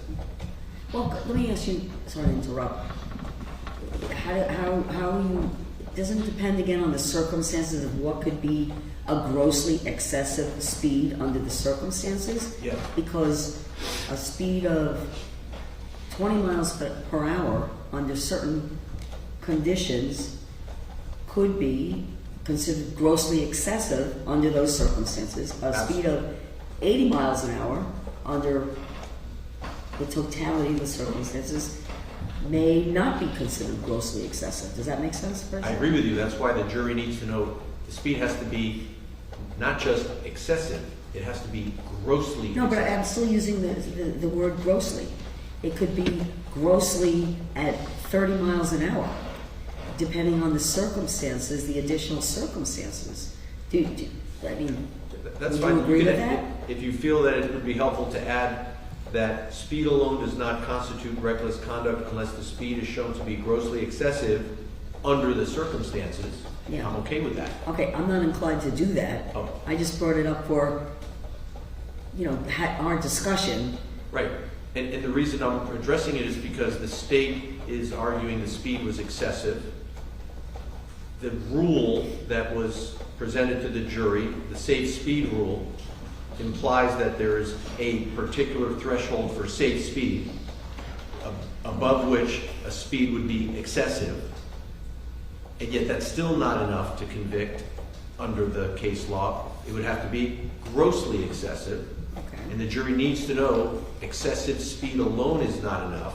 It's got to be grossly excessive. And because there is no posted speed limit or any legislative finding on what is an appropriate speed, we're now turning this over to 6 people to decide what an appropriate speed would have been. But they need to know it's not enough that it's an inappropriate speed. It needs to be grossly excessive. Lizardo was the case where the driver was doing 83.9 miles down, I think, Cayocho, and that didn't give the driver enough time to avoid colliding with a car. And the court said even that speed, which was, I forget, 30-something miles above the speed limit, did not support a finding of vehicular homicide. So that's why we need to make sure the jury understands the speed by law needs to be grossly excessive to support a conviction. Okay. Do you have anything you want to respond to? Of course, I object to that. I don't think that that is a proper statement of the law because, first off, Lizardo just said on these particular facts, and there weren't many facts other than there was only the speeding. We have a lot more than that here. And beyond that, the definitions of wanton and willful more than sufficiently cover the concepts that defense counsel is trying to somehow, have this court instruct the jury. The jury I is don't the one think that's that supposed to decide. And I'm going to decline the request, to look at, speed, the weather conditions, this, that, the other thing. I don't think it's appropriate for me to include that as part of what would be the standard instructions. I think the instructions is given properly to define what the law is, and this is part of argument. So while I understand why you're requesting it, I'm going to decline to give that. And also there's something about, I think the next paragraph as well. So the next Alcohol. the next paragraph, we just took a direct quote from a case. What we would like is either just an instruction that consumption of alcohol, absent impairment, does not constitute recklessness or culpable negligence. That's what we're requesting. Because obviously the state is presenting evidence of the 2 beers, and I assume they'll be arguing that that somehow is relevant to the analysis of recklessness and or culpable negligence. I think the jury is entitled to know that the courts of appeals, they don't need to know it came from there, but that the law allows alcohol to be consumed, and that the mere consumption of the alcohol, absent some impairment, does not establish recklessness or culpable negligence. Okay. Anything to respond to? I would object. Okay. I'm going to decline to give the special requested instruction, but again, it's included as part of the record. Okay. And I think that would, looking at simple inattentiveness, citing to the Esposito case, I think that was your next request. That's right. So, inattentiveness is insufficient to establish reckless driving. That's what we're asking for. That is what we believe the state is going to argue caused the accident. Mr. Pino was not paying attention in those last 9 seconds as the vessel was approaching and then ultimately collided with the marker. And just as a small footnote, we were talking earlier, you were asking about how the boat with 9 seconds to impact made that veer southbound. 9 seconds later there was the impact, but roughly 1 second before impact there was another apparently data point drop. I believe the expert, Mr. Albert, said that there was some effort there was a change of course, that apparently the inference would be that Mr. Pino, with a second to go, realized the marker was there, tried to take evasive action, and was unable to avoid the marker. That's what I understood him to say. Okay. And so it's clear to me that the state's theory is that Mr. Pino was inattentive in the last 9 seconds. And the case law seems to be clear that lack of attention in and of itself is not sufficient to establish recklessness, much less culpable negligence. And so we'd like the court to instruct on that. It comes right from the case law. And so we would ask that the court give an instruction. Okay. Do you have any comments on that? Yes, Judge, I think it's a great argument for counsel to make, but it's not the law that the court should be giving. Judge, may I ask this? Isn't that what courts of appeals do? They write the law as it applies under facts similar to those that are before the trial courts. And so we know from all the cases, Lizardo onward, many courts have said speed alone, unless it's grossly excessive, doesn't support recklessness or gross negligence. Alcohol consumption alone, absent impairment, does not support recklessness or culpable negligence. Mere inattentiveness does not support recklessness or culpable negligence. Those are principles of law. That's what the court is supposed to explain to the jury. How otherwise will they understand what to look for in the evidence, if not by instructing them that the law says those matters of evidence that have been presented to them under the law do not suffice. If you don't tell them that, you're leaving it to lawyers to tell them that. But the courts of appeals have said that when lawyers have tried to argue that, it's led to wrongful convictions. So I'm asking you to instruct the jury to avoid a wrongful conviction, as was the case in these 14 cases plus that we have cited to the court. Understanding absolutely what your point is, and a number of the cases that were cited go back for many years, right? That's right. And so, staying in my lane, I'm not going to include language from beyond the standard instructions for further definition, because that's a different branch of government that's responsible for making those changes. And so in these cases, whatever efforts are made, and you see amendments all the time. I think these issues, again, they're a good argument, and I suspect these are the arguments you're going to make, but I believe that the instructions as they exist sufficiently define what the law is, and those changes should be made, if they should be made at all, not by me. So, but I understand your point. And I appreciate that you're willing to have the dialogue. This is why in the 11th Circuit they had to change the instruction, because the standard was inadequate to inform the jury of the law. That's why I believe there were 14 wrongful convictions, because the then instructions were insufficient to guide the jury. Jury instructions come from case law. That's where whoever writes those instructions, they get them from the judges who have ruled on cases. Sure, and they change, and things change constantly. And let me reveal my ignorance. Who actually writes the state jury instructions, if I may ask?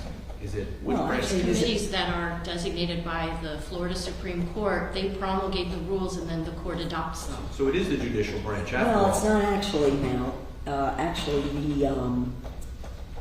the Florida Bar, the Florida Supreme Court does not engage in the creation of, make the committee recommendations. It goes through the Florida Bar Committee on jury instructions, and that's how.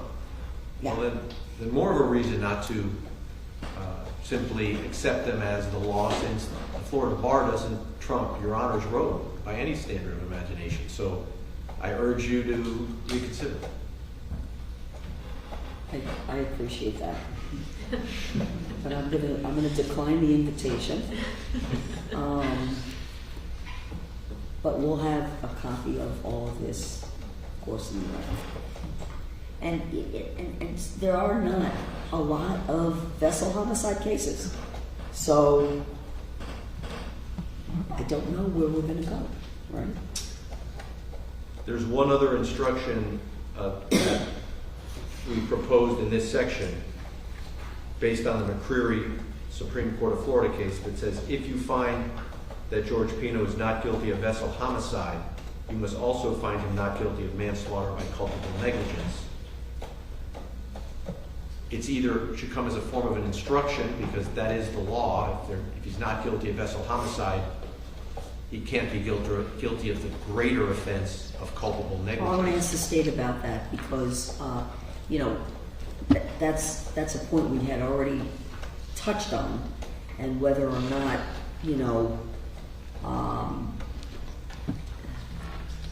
there would be potential for an inconsistent verdict. So what I think the simplest way to do it is that the jury shouldn't even deliberate on manslaughter unless they have first found that he is guilty of reckless driving, i.e. vessel homicide. They don't even get to it. So what I would propose is that the court instruct you first must decide if the state has proven count 2. If they haven't, then you find him not guilty and your deliberations have come to an end. There's nothing to Sounds like the instructions in a capital case. I've never done one. If you don't find an aggravator, you're done in terms of in second phase. Jury doesn't find unanimously an aggravator exists in a capital case. They do not proceed and the sentence is life. So I think what you're saying is something similar to that, not in the context of what would be an inconsistent verdict, but how the verdict forms would read. And so I am going to ask the state about that, because I was curious about that issue, and when we get to the verdict forms, how they should read. Judge, there was a case, it's State versus Perez. It's at 718 Southern 2nd, 912. It's a 1998 case out of the 5th District Court of Appeal. And in that case, the defendant was charged with... you said the 5th District, right? Yes, Your Honor. And what year did you say? I'm sorry. 1998. Thank you. The defendant had been charged with 1 count of vehicular homicide and 1 count of reckless driving. The state charged them as 2 separate crimes, as opposed to vehicular homicide with reckless as the lesser. Okay. And in that case, the jury came back guilty on vehicular homicide and not guilty on the reckless driving. And in that case, the court found that that was not an inconsistent... Well, because they came back on the higher charge. Right, but they found him not guilty of the lower charge. Right. And so the argument was, well, if they didn't find him guilty of reckless driving, then they could not have found him guilty of vehicular homicide. Okay. And the appellate court in that case said that, in point of fact, these are not truly inconsistent verdicts, because there can always be the possibility that the jury just decided to agree on some kind of jury pardon or a compromise type of a verdict. Okay. So I don't think that the claim that the defense is making, that if they don't find recklessness, they can't find culpable negligence, is not supported by the law. Well, okay, because is vessel homicide a necessarily lesser included of the manslaughter? No, it's a category 2, and it depends on how the charges are pled. Right, okay. Okay. And so the state, in this case, opted not to charge manslaughter with vessel homicide as a lesser. We opted to charge each count by itself. I see, okay. All right.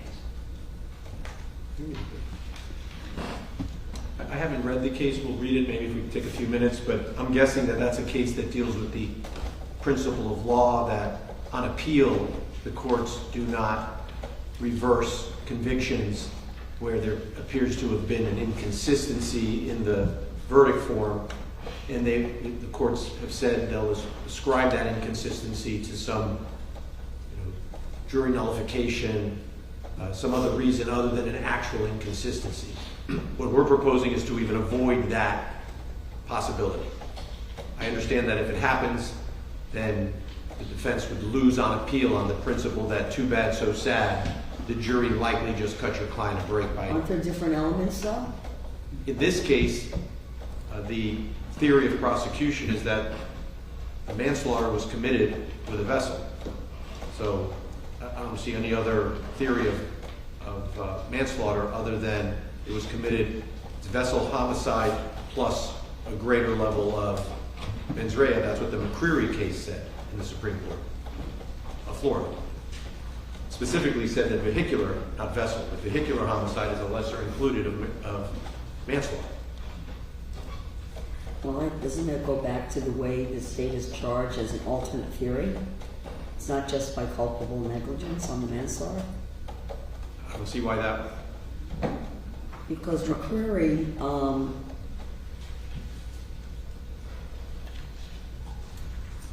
is it McCreary just a culpable negligence, manslaughter by culpable negligence charge? So let's assume it was either act or culpable negligence, either 2A or 2C. If it's 2A and it was an intentional act to crash, that would be reckless per se. There'd be no doubt about that, right? Okay. If you do it intentionally, it's beyond reckless. So manslaughter, as I have an understanding of it, you've got culpable negligence and then you've got outright intent to... So it's just what they've pled is two different degrees of intent within the manslaughter, both of which are greater than reckless. Yeah, but why is it not a category 1 lesser? I don't know. I haven't studied it, but I can. Okay. If you give me 5 minutes, I'm sure we can give you the answer.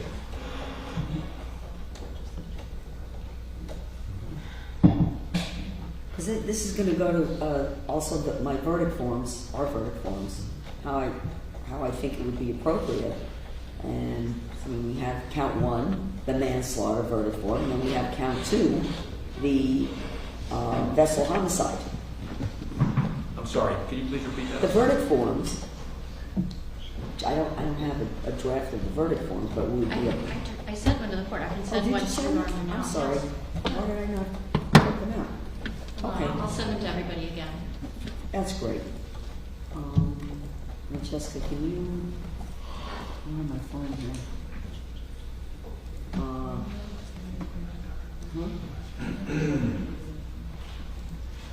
Can you send it to Carolina? Yes. Yeah, absolutely.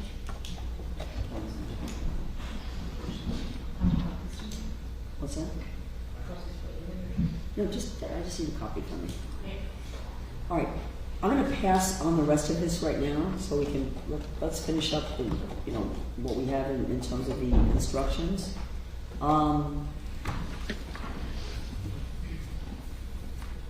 Forgive me, Judge. What are you going to pass on? I'm going to pass on this question of whether I'm going to consider any addition to the instruction of whether, if the jury finds that Mr. Pino is not guilty of vessel homicide, that necessarily precludes the jury from coming back with a guilty finding on the manslaughter.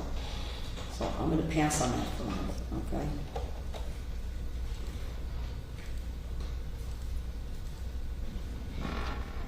Then you're making a request for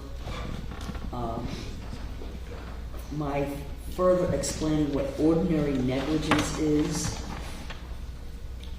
I'm taking this as a separate special instruction. Like Yes. apart from the vessel homicide, the language you included, apart from the manslaughter language that you included, this is now another separate special instruction request. Yes, please. Okay.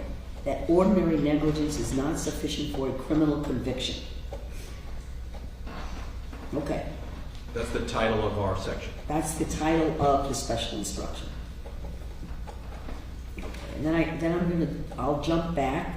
To be clear, we're not asking you to put the title in front of the jury. It's just to guide your review. It's the page that is titled "Ordinary Negligence is not sufficient for criminal conviction." Okay, so as a special instruction, you don't want a heading? If you'll give it to us, we'll take it.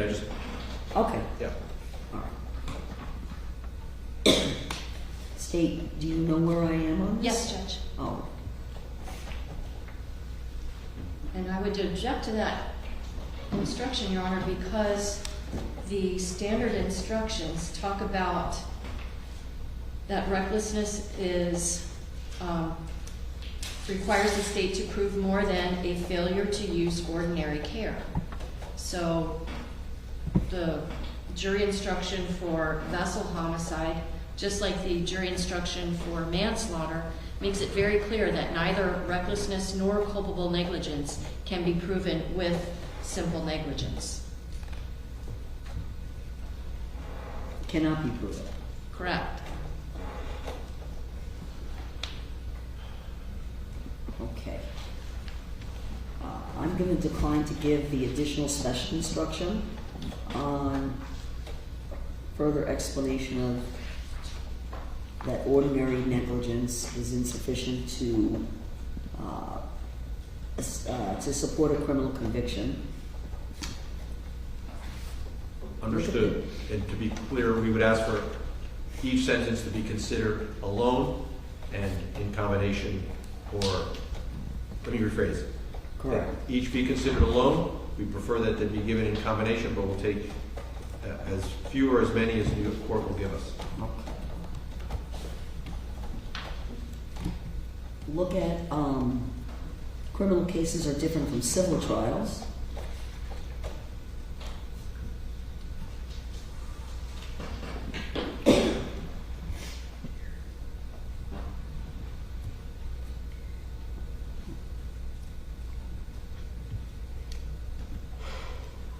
Any comment from the state?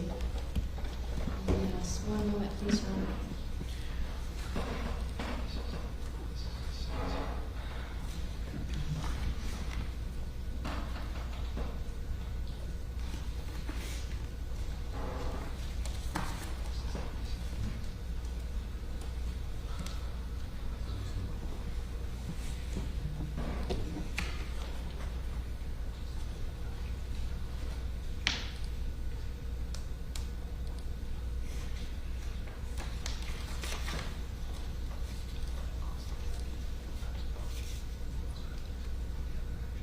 Your Honor, that instruction is part of the instructions that are given at the commencement of a civil trial. And that instruction is from Florida Standard Jury Instructions for civil cases. I think the court has already gone over with the jury during jury selection that this is not a civil case. And it seemed to me that there was nobody on the jury that was confused about that. All right. I'm not going to give that instruction, but it's preserved and is part of your record. Thank you, Judge. Oh, Same, let me just have a standing statement Yes, that of I course. ask the court to consider each sentence if I alone. decline to give it. Sorry? If I decline your request, it's still over your objection, Right, and then I've asked you to consider each sentence alone. correct? Yes, you have it paragraph by paragraph, so individually and cumulatively for the subsection on criminal cases are different from civil trials. I'm not going to give that. Failure to exercise every possible precaution does not constitute recklessness or culpable negligence. And then we have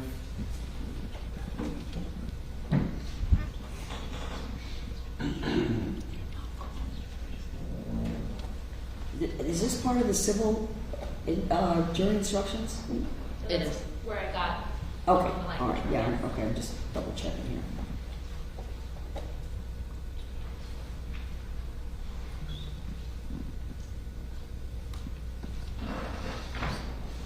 All right, I'm going to decline to give the requested civil instruction on failure to exercise every possible precaution does not constitute recklessness or culpable negligence. And Judge, the court would, I just want to remind the court that the state has introduced evidence of all the things that George Pino could have done, even if not required by rule or regulation. For example, he could have had passengers wear life-saving devices. That's going to be the next one. You know, he could have had them sit somewhere else on the boat. He could have had the flares that are not expired. That's going to be a theme throughout, I believe, of the closing argument. I And think you're going to make objections that you think are appropriate, if that's part of the closing arguments. But how the state, this is only one page. Oh no, okay. How the state would tie that in to their burden will be part of their argument, and then you'll make objections you think are proper to that Yes, argument. but unless the court sustains them and instructs, then I'm going to look like I'm making a frivolous objection. So if my objection is, you're expecting my Well, objection. I might sustain and instruct. It really depends on how the argument is made, right? Right, and so I anticipate the argument that they're going to make, for example, that none of the girls were wearing flotation devices, and then ask the jury to imagine maybe the decedent would have survived if she had a flotation device on.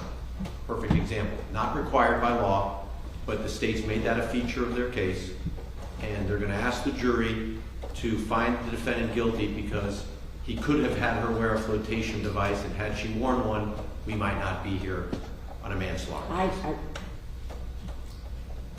I'm not sure that would be a proper argument. That's why I'm asking the court now, rather than for us to have to interrupt the state to rule on that issue and properly instruct the jury or the state that that's not a proper argument. Okay. Do you have anything you want to comment on? I'm not sure I'm understanding what he says I shouldn't argue.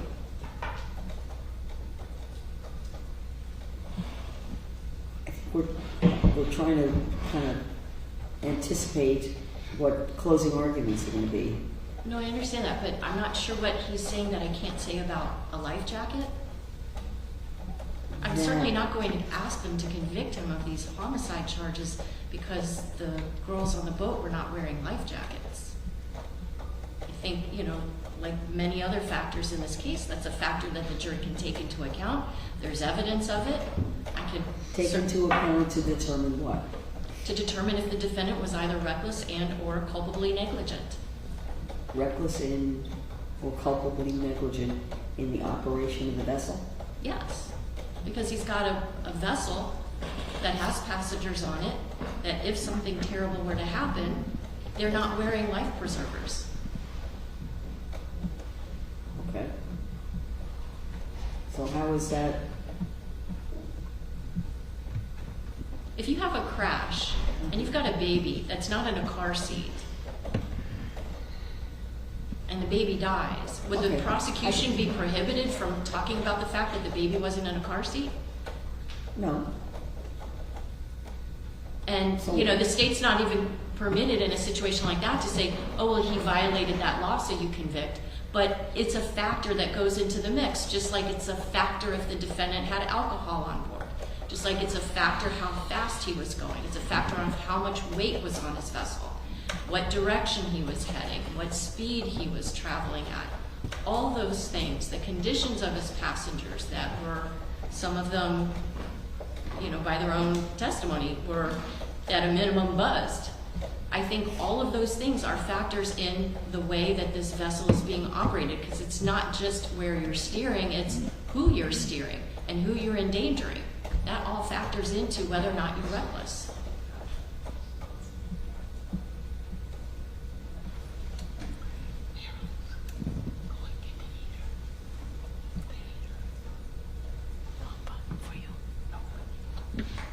And the Martinez case, Judge, substantiates that, because in Martinez, whether somebody's consumed alcohol or not isn't in and of itself reckless operation of a motor vehicle.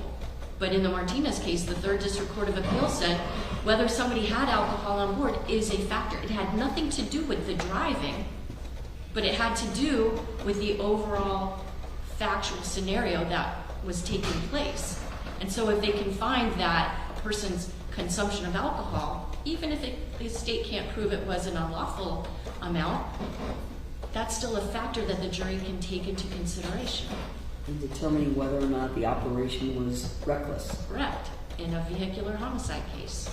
So if we just transfer that onto the water, if one of the factors might have been that he consumed alcohol, okay, the third says that's okay. So let's look at other things that happened that endangered other people.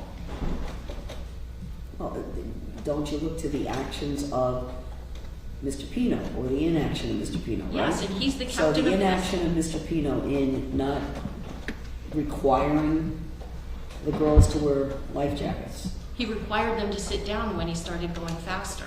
He obviously recognized that things were not going to be as safe once he started moving at a faster rate of speed. I'm not saying he's guilty because he didn't make them wear life jackets. I know there's no law that requires it, and that was made clear to the jury.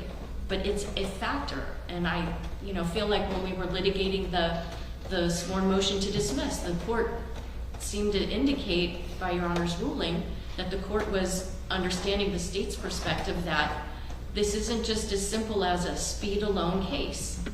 And as I argued in the first JOA, where there wasn't much argument about the second JOA, but in a situation like this, it's the state's position that, yes, of course this is reckless. If there weren't all those girls on the boat, if the defendant didn't even have any alcohol on board, if all he did was operate his vessel at that rate of speed in that direction, where unless he deviated course, he was going to slam into that channel marker, and he didn't do anything, if his wife had died, if she was the only one on the vessel, if Lucy was the only one on the vessel, he would be guilty of vessel homicide, no two ways about it. But you have all these added factors that endangered so many people that, to me, it didn't seem appropriate to only charge the vehicular homicide, because this isn't just reckless. This is something more than reckless. It's in the level of culpable negligence. And the jury can make a decision if they agree with my decision on how to charge it or not. But, in terms of the arguments that go into the mix of what's reckless, what's culpably negligent, those were arguments that were made that it seemed the court was sustaining when it denied the motion to dismiss and denied both of the JOAs. Judge, may I just make sure that we're distinguishing between, because I think the state's conflating conduct that affects the operation of the vessel versus inaction that could, had it been done, might have mitigated the consequences of the elision. So a life preservers, by way of example, has absolutely nothing to do with whether there would be an elision or not. But it has to do with whether or not there could be a potential for death, and remembering that the instruction is that the operation means an intentional, wanton means with a conscious and intentional difference to the consequences and with the knowledge that damage is likely to be done to persons or property. So the consequences of that recklessness also means if you're passengers. If you're not prepared, or you have your passengers prepared for what would be a foreseeable consequence of the conduct, and that is, from the state's argument, ties into viable evidence that the jury can consider. That is their position, and that's just not a correct statement of the law, because but now that they're imposing upon Mr. Pino a duty of extraordinary care, the law doesn't require a life preserver. That's the simple example. No, I don't think it's extraordinary. I don't see it. I'm not sure I agree with that. Given all of the circumstances, choosing a course of conduct, in this case in particular, to go from point A to point B, there were certain decisions made, and the jury can find or not find that these were conscious, intentional, not in an evil way, but in intentional conduct, that it would be foreseeable that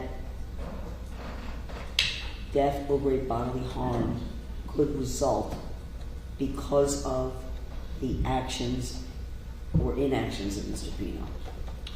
So, I think that's what I understood the argument to be. So, you can't compare consumption of alcohol, which, if enough of it is consumed, it would impair the driver and affect the operation of the vessel, to, for example, failing to go beyond what the law requires and force the passengers to wear a life preserver, by way of example.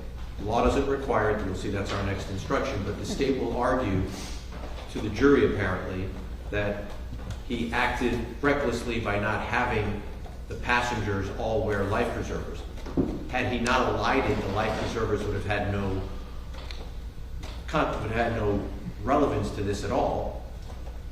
Of course. Okay, I'm not sure I understand what you're saying. I'm not sure that I'm not going to speak for, and I've already heard just a general summary of what the argument is. I'm sure there's going to be much more to the state's argument, and we're not, previewing closing arguments here, but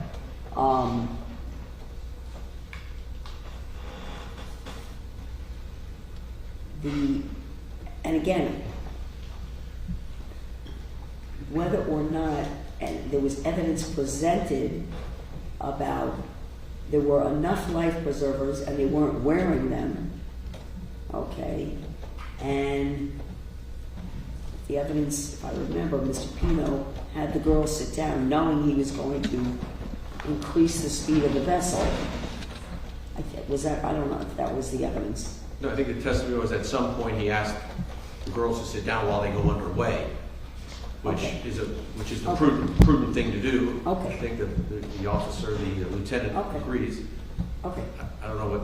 And I don't know what has to do with the speed at all, or whether or not being prepared for what could be potential consequences to the actions that were taken. Well, it also improves visibility, because if the girls are standing, they would obstruct his visibility. Okay. So there may be two reasons why it would be appropriate to have the girls seated. I guess you could argue that, right? But I'm okay with that. Yeah. That one doesn't bother me, right? He has everybody seated and he's being prudent. No one's going to say he's imprudent by having them be seated. That's not the issue. The issue is these other have an engine cutoff switch. Okay. Not required. No relationship between. Okay. But that doesn't go to what was relevant evidence, and the weight or significance of whatever any of this evidence was That's part of the argument, right? That the jury doesn't, your position would be, well, what value does that have at all to how Mr. Pino was operating or failing to operate Right. the boat in an appropriate, For some reason, in civil cases, the court gives this instruction. okay, You would think if it's appropriate in a civil case, it would certainly be appropriate in a criminal case. okay. And that's all. So they're going to argue that Mr. Pino could have done many more things to improve safety. We all could do more. The law just doesn't require it, much less allow that a conviction stand based on the failure to do more than that which is required by law. Okay. And, all right. I am not going to give the failure to exercise every possible precaution does not constitute recklessness or culpable negligence, and then the fact that the Florida law does not require persons to wear personal flotation devices on vessels more than 26 feet in length. That is argument, and I'm not going to give that instruction. And the engine cutoff switch, let me see here. I think it's undisputed the law does not require an engine cutoff switch under these circumstances, just like the law doesn't require anyone to wear a personal flotation device. Right. Our recollection is you told the jury you would be instructing on this. That's our recollection. What- I think that has to do with the navigational rules.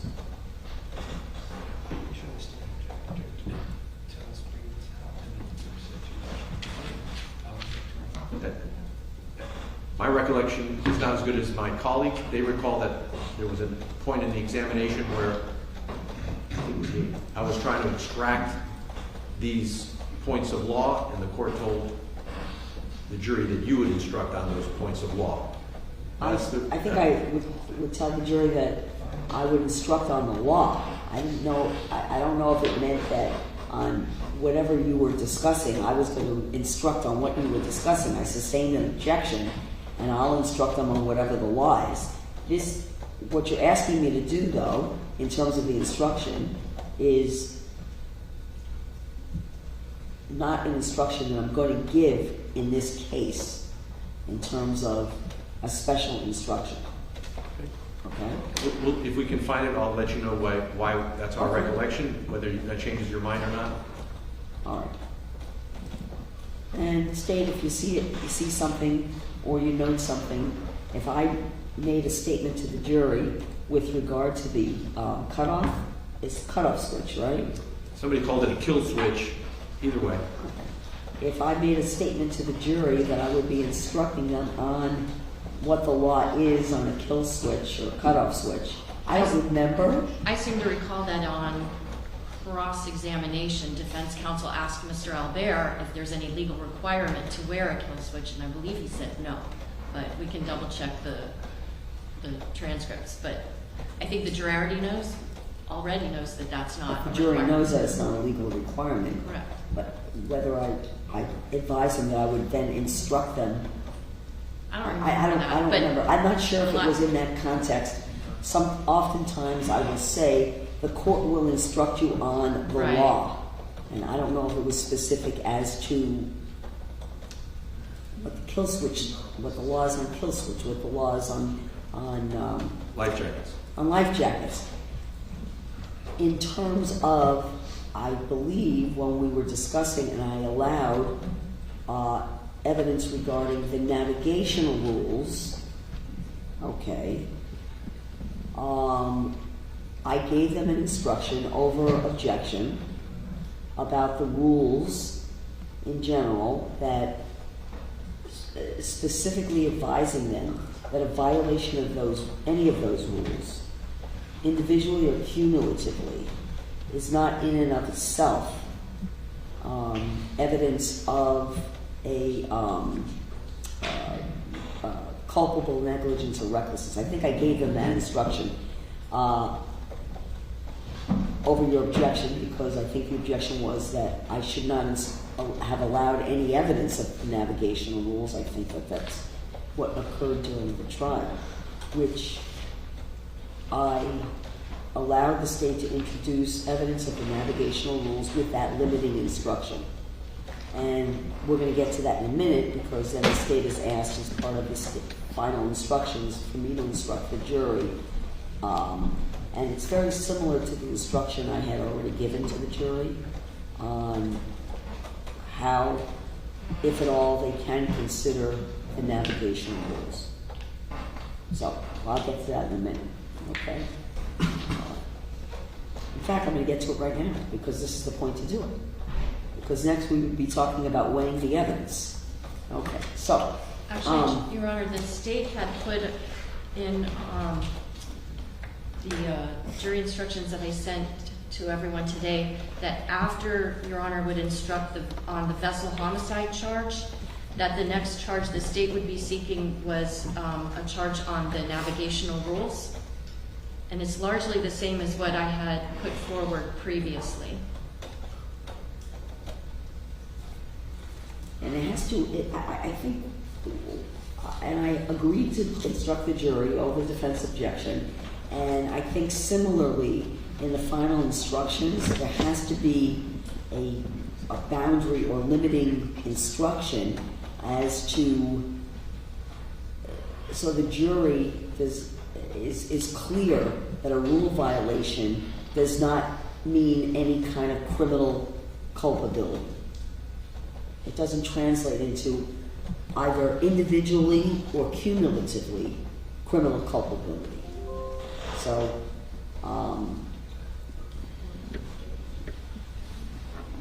So on page 9 of the proposed instructions that I sent, I think is an accurate reflection of the case of Logan, which is at 592 Southern 2nd 295, because in that case, the defendant... So I'm not going to read the rules specifically? No, I understand that, Judge. No, I'm asking you. You're not for this. asking me to read the rule specifically. No, if the court looks on page 9, the request from the state is for the following instruction. In the state of Florida, the law requires operators of vessels upon its waters to follow the navigational rules. However, a violation of these rules is not sufficient by itself to constitute culpable negligence or recklessness. In order for you to include a violation of any of the navigational rules in your deliberations, you must also find that such a violation was accompanied by a thoughtless disregard of the consequences or an indifference to the safety of others and caused or contributed to the cause of death of Luciana Cristina Fernandez.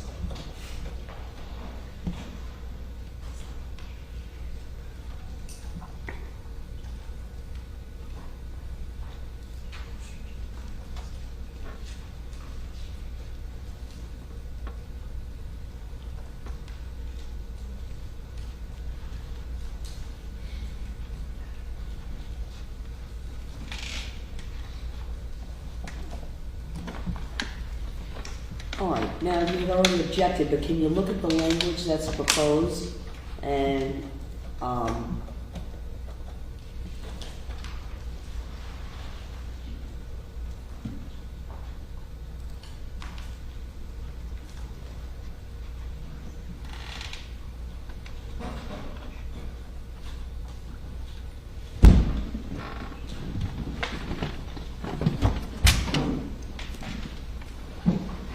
Judge, I don't have an objection to the first two sentences, but then I do object to the remainder of the paragraph, because that's now the court telling them how to use these rules in their deliberation.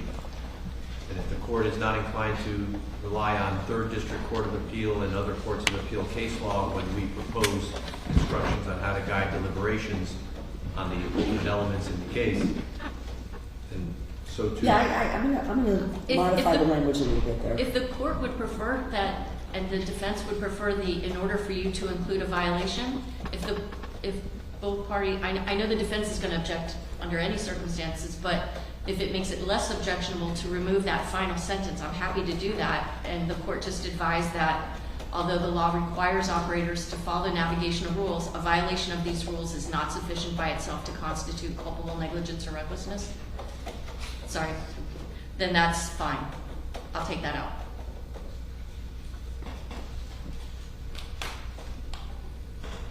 If I could just have a moment. Because I think the less the better here, anyway, because it is a gray area, frankly. Again, not a standard instruction, and I need to make sure when I instruct the jury that there is a fair balance on, on not telling them how or whether they should, but just leave it as the simple explanation of they do not constitute culpable negligence or recklessness in and of themselves. So over the objection to giving a special instruction at all, I'm going to take out I'm just going to leave the first two sentences in that. Okay? Okay. Then I would have the reasonable doubt instruction. And that was just recently amended. In fact, we just got one additional amendment change that I've included. And this is June 12th. And I think yesterday also there was something, but it's already been included. So let me look at this in the state's requested instructions. I think that you had included the amended instruction. That's correct, Your Honor. So I would request that the court include language from the 11th Circuit U.S. Court of Appeals pattern instruction. See, one moment, Your Honor. Okay.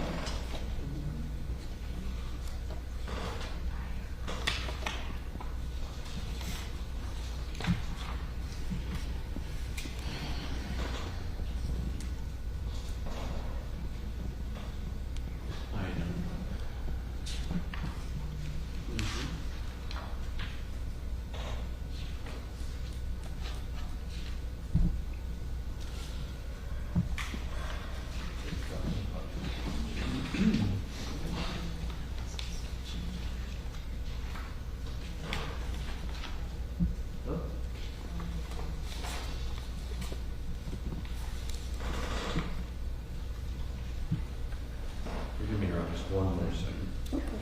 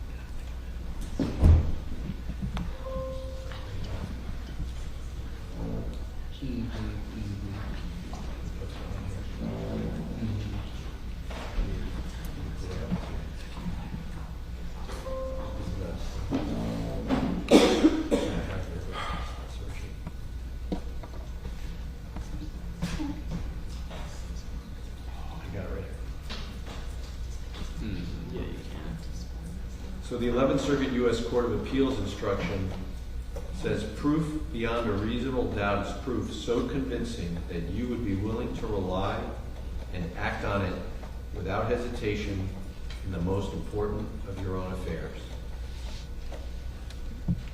I would ask that that language be included in the instructions to this jury.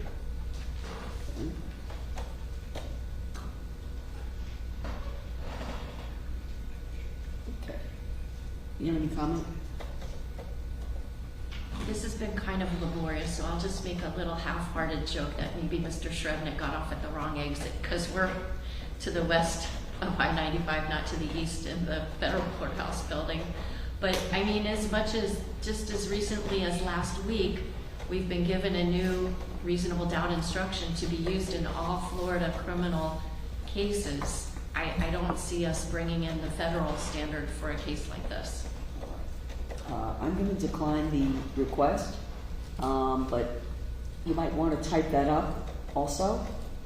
And if you could mark it and include it in part of the record as well. I think we have a court reporter who That's fine. heard what I said, but Okay. and she's nodding, so I think we're good. And I can just tell the court it's easily attainable at the 11th Circuit pattern jury instruction. That's fine.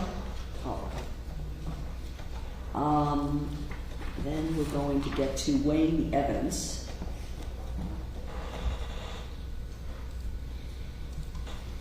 And again, this as part of the standard, I took out, let's see,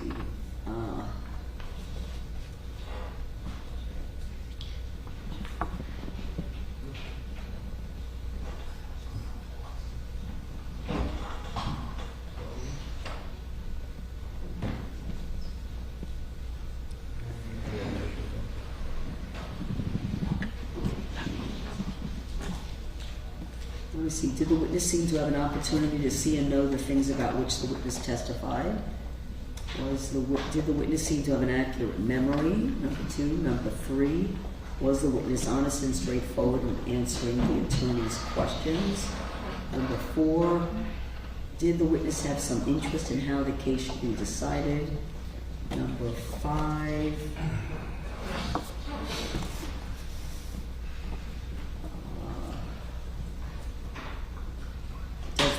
does the witness's testimony agree with the other testimony and other evidence in the case?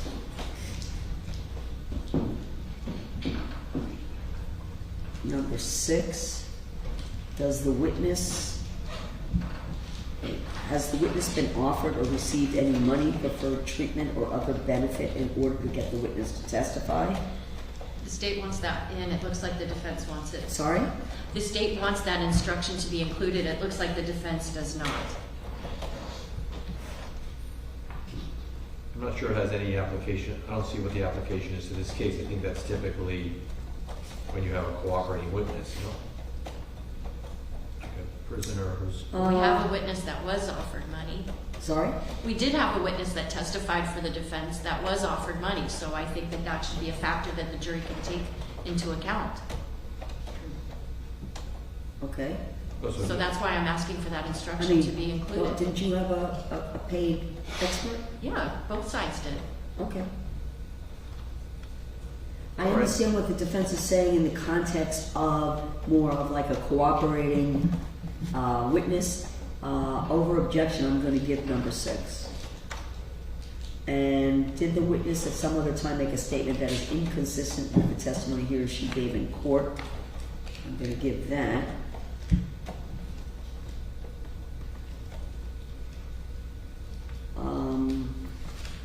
I think that's it.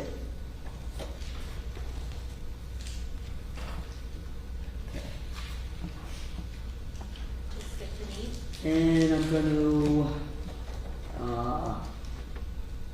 I'll give the expert witness instruction. I don't see any changes in terms of, from the language of the standard. I'm sorry, where are we now? Page, Expert I've witness? just finished the, I finished number 7, or I renumbered them. And then whether the state has met its burden of proof does not depend upon the number of witnesses it has called or upon the number of exhibits it has offered, but instead upon the nature and quality of the evidence presented. Okay? Then I move down to the law enforcement witnesses.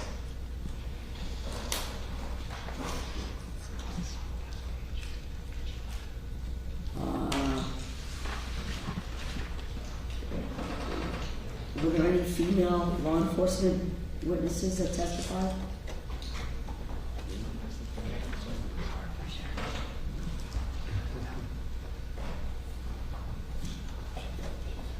Because it says his or her, so I'm just asking. Oh, we can take out the her. Okay.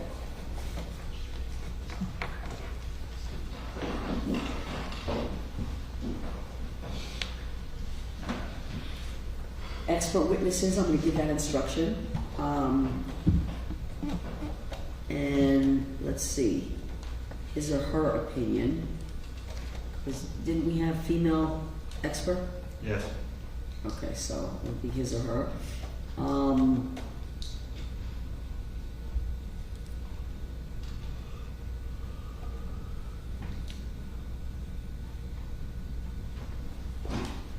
And the next paragraph, it's okay for a lawyer to talk to a witness. I don't see any changes there. And the last paragraph, there's been no changes there. So we'll leave that. Then the next instruction is defendant not testifying.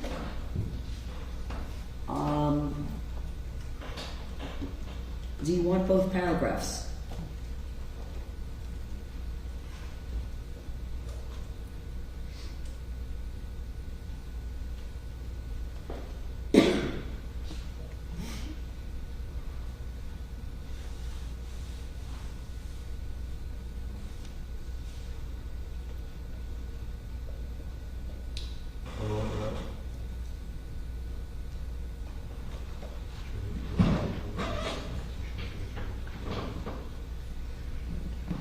Judge, I would ask that in the second paragraph, second to last line, after the name George Pino, two words, did or, should be removed because in this case, Mr. Pino did not take the witness stand.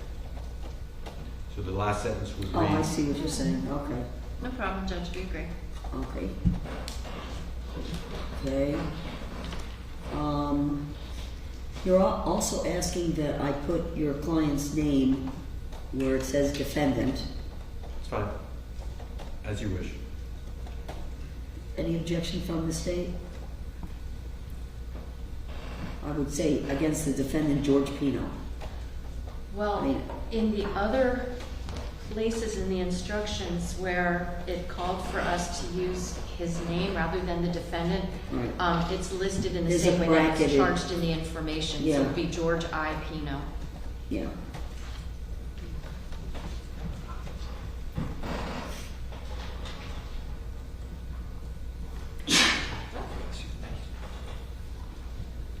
So it's highlighted in the other standard instructions that you should actually put the specific name, but in this instruction, It does not. 3.9, just so we're clear, and let me double check that.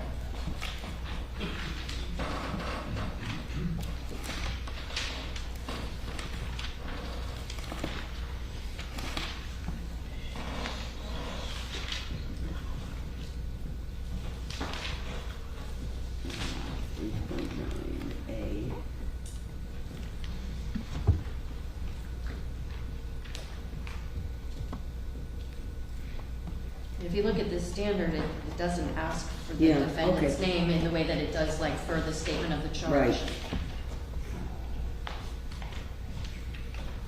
All right, I'm gonna just, on the first sentence, just say defendant George Pino, then the rest of it will be the defendant.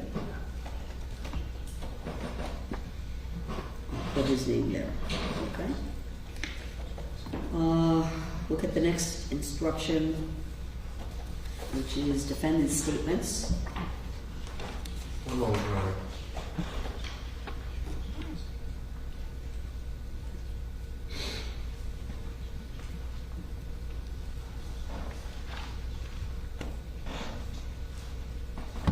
I think that's the standard, and I think you agree with the standard from what I'm reading in your requested instructions. Yes, Judge, I'm trying to process one other issue. 1 second. Okay.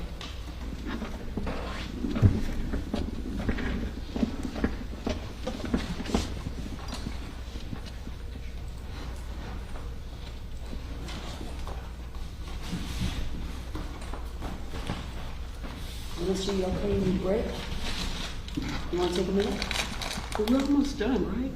I think we already wanted you to. I'm sorry. We're almost done. I'm good. Okay, whatever. Okay.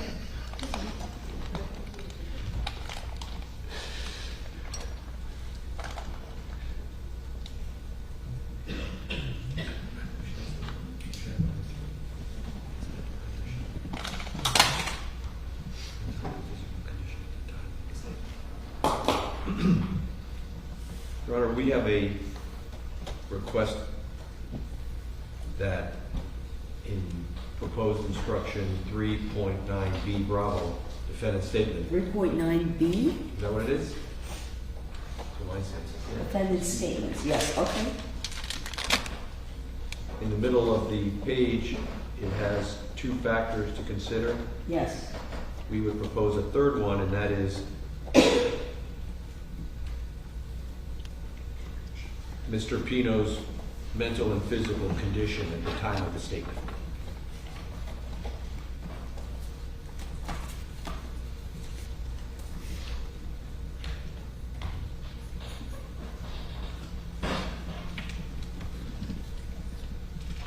Your Honor, the state would object to that.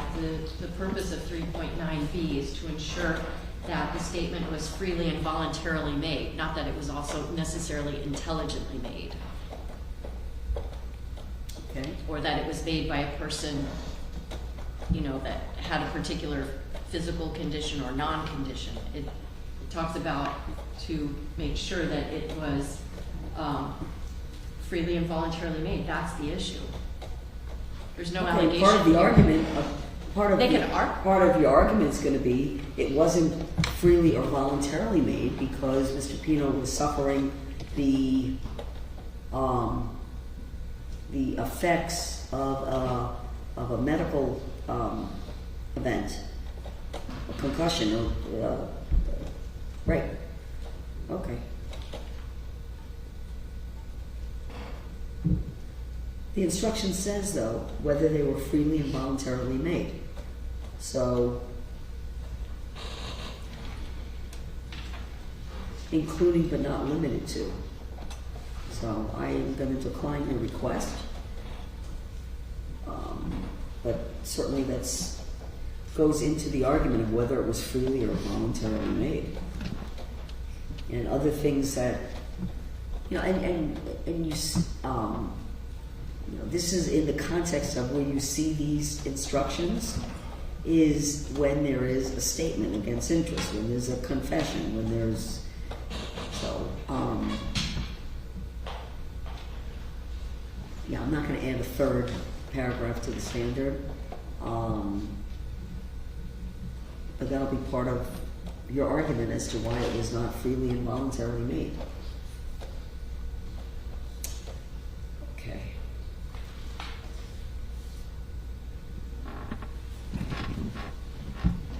Look at rules for deliberation.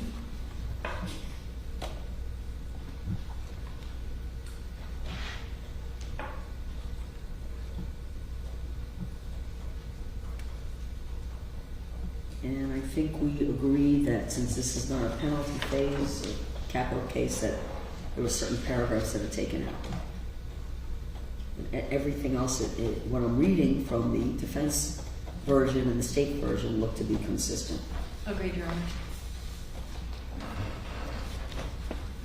And there are seven paragraphs that the jury should consider in the rules for deliberation.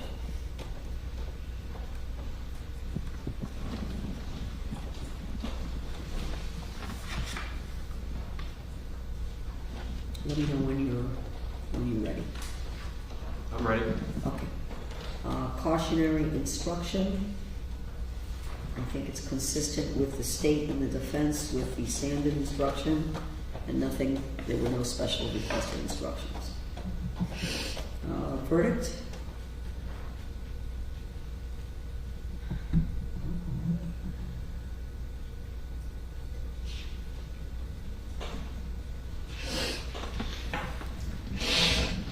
I'm not sure I understand. There's no lesser, so that first paragraph, it is out on what would have been the standard because I'm not instructing them on any lesser, so I'm gonna take that paragraph. That was in your draft? Yes, but.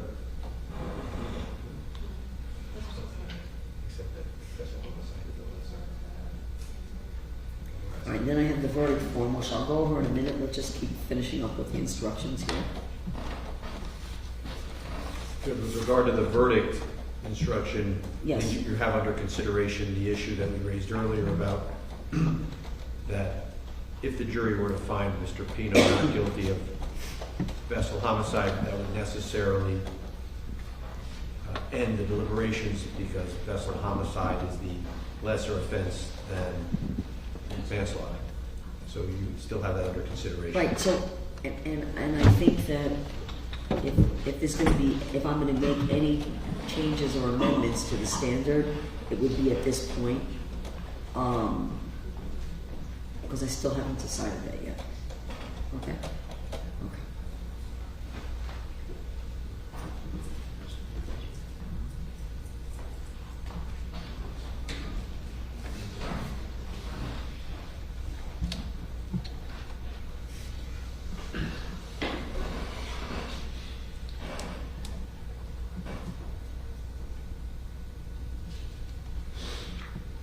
And so the request for what I'll call the special verdict form regarding not having the jury deliberate on manslaughter if the jury has found that Mr. Pino is not guilty of vessel homicide, that would then affect what is now, I think, 3.12A alpha, single defendant, multiple count on informations.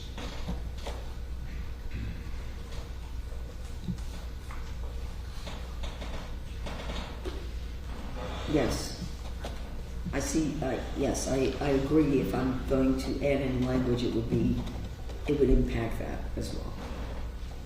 And then you'll see our next proposed instruction, 3.12D delta, legally interlocking counts.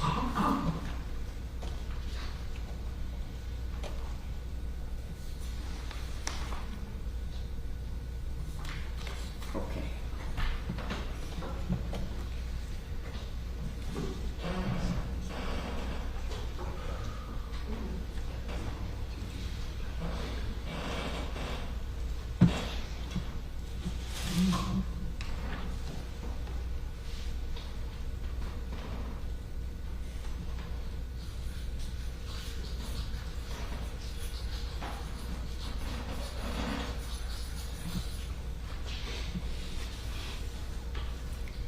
All right. Steve, have you had a chance at all, because I don't know if you have, to look at the request on the 3.12 legally interlocking counts? Yes, and it's not a correct statement of the law for a variety of reasons. First of all, even if the jury finds the defendant not guilty of vessel homicide, they still could find him guilty of manslaughter because, number one, they are not considered truly inconsistent under the Perez case, and number two, the state has charged the defendant with manslaughter under both the culpable negligence and intentional act theory. So telling the jury that they cannot find the defendant guilty of the crime of manslaughter if he is found not guilty of vehicular homicide is an inaccurate statement of the law. Okay, so this actually then boils down to, when we go back to how the state charged the manslaughter with alternative theories. I don't agree. I think whether it's alternative A or B, the state cannot achieve a manslaughter conviction if the jury finds that the defendant was not guilty of vessel homicide, because a finding of not guilty on vessel homicide is that the defendant did not act recklessly, much less culpably negligent, much less intentionally. Your Honor, I know that only in today's discussion about the jury instructions have I made reference to the State versus Perez case, but I think if we, just even wrote for 5 minutes, it's very, short opinion, but there the defendant was charged both with reckless driving and vehicular homicide. The jury found not guilty of reckless driving, found him guilty of vehicular homicide. So the defense said, well, if the jury said he wasn't driving recklessly, then how can it be vehicular homicide? And the court said that we would conclude that the doctrine of lenity or of jury pardon should apply. There was abundant evidence to support the conviction of vehicular homicide as discussed above. Had the jury been instructed that reckless driving was a lesser included offense homicide, as perhaps it should have been, the result would have been the same, guilty of the greater charge. In this case, it appears that the jury may have analyzed the problem of overlapping charges better than the defense, prosecution, and the judge, and it dealt with it by finding him not guilty of the lesser, but may have sought to punish him twice for essentially the same series of acts. So in this particular case, where the state has charged two separate offenses, rather than charging one and relying on the second as a lesser, the jury should be able to make their own findings as to each charge.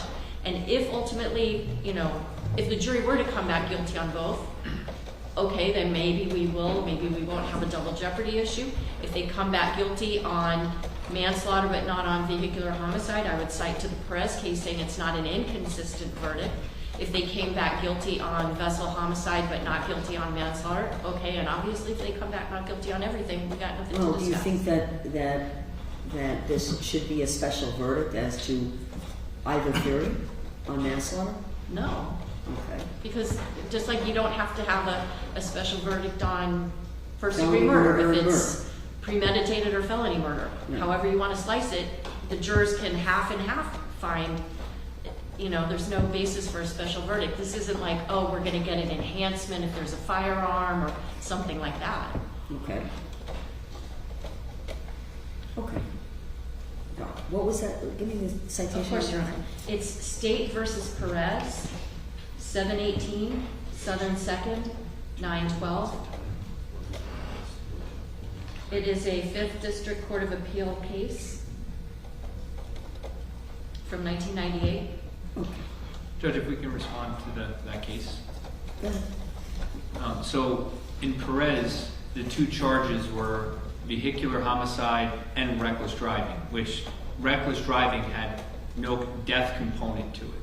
So the difference between that case and this case is the driver in Perez committed a series of acts which could have been considered by the jury to have been reckless. And the court said the jury, and I'll read the quote to you, in this case, the jury could have concluded that Perez's decision to speed and pass cars in a no passing zone was not reckless, which is why, as to reckless driving, no death resulted from that action. The jury could have acquitted him. But his final decision, the one that did cause death, to try to pass the last car after seeing the approaching van, was reckless. So it wasn't a truly inconsistent verdict, whereas in Mr. Pino's case, both manslaughter, the culpable negligence component of that, and the intentional act component of that, as well as vessel homicide, must be an action that results in death. So if the jury finds Mr. Pino was not reckless, and therefore his quote-unquote reckless conduct did not cause death, they necessarily are finding that a higher mens rea did not cause death. It's different. It's not as if he's charged with manslaughter on count 1 and culpable negligence generally on count 2, whereas they could find, an action of his along the way was or was not culpable negligence, but did not cause death. Does that make sense? Makes sense what you're saying. I understand that. Right. Well, first of all, the appellate court is hypothesizing what that particular jury may have done, that they could have said, well, we're going to give him a pass, so to speak, for some conduct, but not for others. But either way, the court right there is just kind of speculating on what the jury would have done, but they recognize that regardless of what the reason was, it could have been a doctrine of lenity or it could have been a jury pardon. It could have been any of those things. And the appellate court still said it's not an inconsistent verdict. But under the manslaughter resulting in death, under either theory. Yes, and that's the other reason why this case assures us that there's no reason for the court to instruct the jury, you cannot find him guilty of manslaughter if you don't find him guilty of of vessel homicide.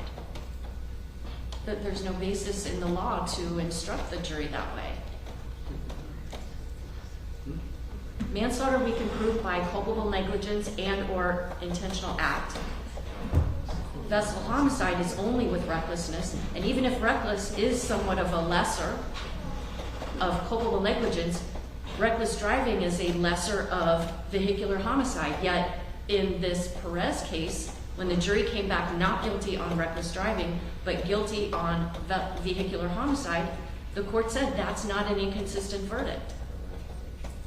Two important points. One is that the Supreme Court of Florida has specifically said in McCreary, the legislator intended and did create a lesser included offense with a lesser standard of proof required for conviction. There's no doubt the Supreme Court has said that. That's how they've upheld this distinction between the two statutes. Second, in Perez, there was a theory of consistency, and that is that he may have been reckless at one moment in time, not causing death. He may have been reckless at another moment in time, actually causing death. And the jury could evaluate the two scenarios independently. More importantly, the Court of Appeals seemed to say it wouldn't matter anyway, because on appeal, standard of review, we assume the jury acted out of lenity, not logically. Going forward, though, looking prospectively, the court should be trying to make sure the jury does act logically. And to say that it's okay, let's send it in there and we'll let the Court of Appeals justify an illogical outcome seems to be a result-oriented approach that is not what the law should be. No, but isn't it because there are both theories that the state operates under in making an argument, okay? If vessel homicide, recklessness needs to be proven. Only recklessness needs to be Okay. proven. Right, okay. And that is in line with what would be the greater offense, manslaughter under culpable negligence, right? So far, so good, I agree. But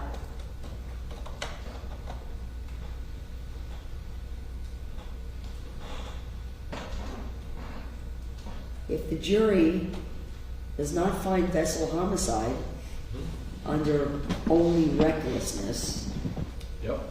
okay, that line, why couldn't a jury still find manslaughter under intentional act? Because intentional is even more serious than reckless and culpable negligence. It's intentional. It was an intentional act to strike the marker, not as a result of just driving culpably negligent or recklessly. So should be the absolute highest level of mens rea. It's like voluntary manslaughter as opposed to involuntary manslaughter. It makes no logical sense. It's not a possibility logically or legally that a court of appeals will sustain it and forgive the jury for acting illogically. But intentionally committed an act or acts that caused the death. Again, I think is the difference in the intentional acts being the intentional act of speeding or going fast. The intentional act of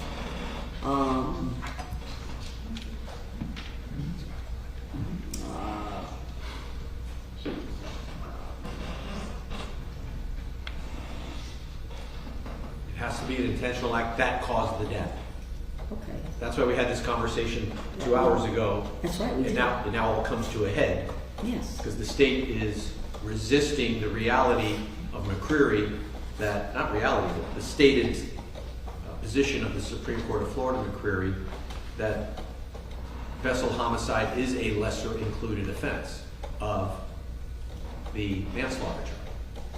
But what I don't think is connecting right now is that The state is not relying on that as a lesser included. We've separately charged it so that the jury can make their own finding as to each count, as to each charge in the information. Okay, so let me ask this. Could the defense, if they asked for a lesser under manslaughter, could they ask for a lesser of Culpable negligence. culpable negligence? If they wanted to, as a category 2, have a lesser, yes. I just didn't hear them asking for a lesser I under just, instruction. okay, all right. I wouldn't fight against that. If they want culpable negligence as a lesser of manslaughter, no problem.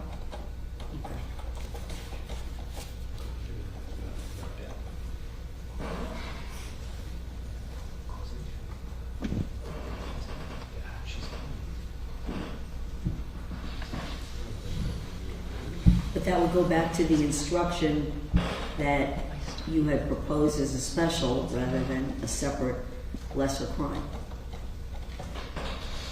Could you please repeat that? I'm sorry.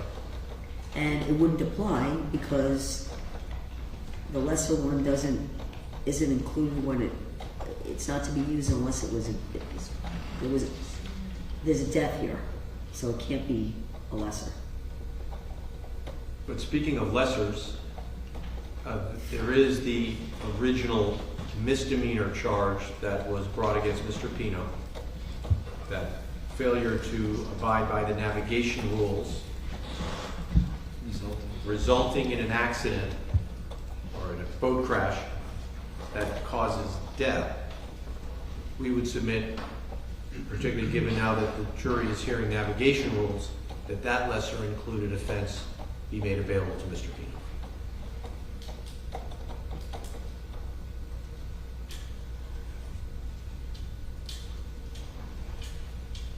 Okay. Under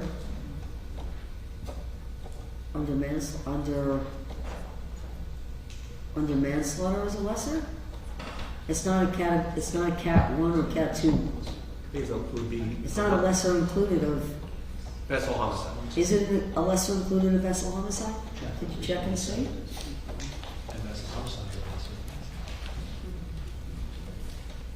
Vessel homicide is 7.9, right?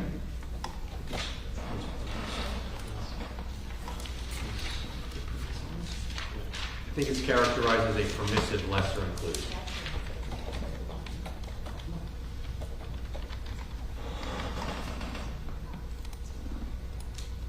No, it's not. It's not a statutory lesser. It's not.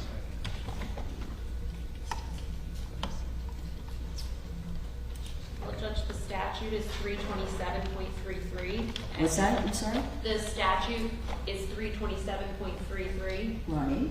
under, which is listed here on this table, under reckless driving. That's a separate charge though. It's not a lesser of vessel homicide, or the state didn't charge it. So it's not a lesser. It's not a lesser No, of but- vessel homicide. No, but counsel's right, Judge. 327.33 is the statute that provides the misdemeanor that if a defendant violates a navigational rule without operating the vessel recklessly and death or serious bodily injury results, that is a violation of 327. Well, that's what your special instruction is. Well, your special No. instruction talks about navigation. It's 327. Go ahead.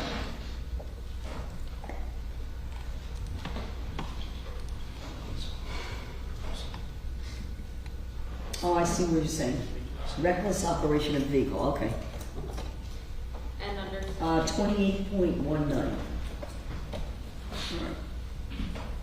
As a category 2 lesser. 28.19.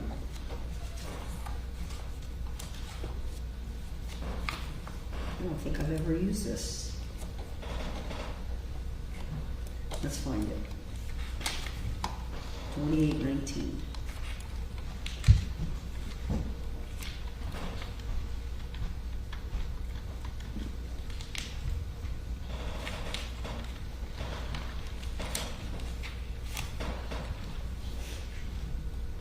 2819. Reckless.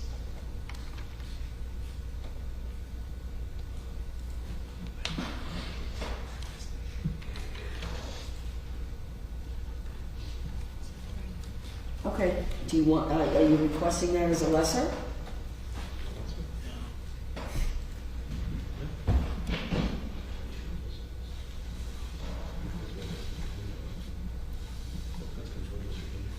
I suppose we better confer with Mr. Pino about this, so we'll do that. Oh, yeah, okay. That makes things a little tricky, Judge, because, you know, we need to be able to plan our closing arguments based on what the jury instructions were going to be, which Yeah, I I thought we know. would be Okay. able We'll to. do it So- today, we'll do it now. Okay. If we take a break, we can do it. Yeah, No. so I think I'm ready to take a break. Perfect. Why don't you go, let's take a break. Oh.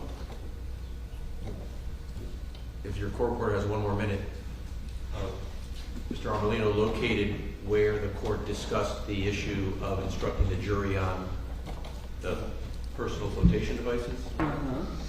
Yeah, if you want, I can play the video for you from court Sure. today.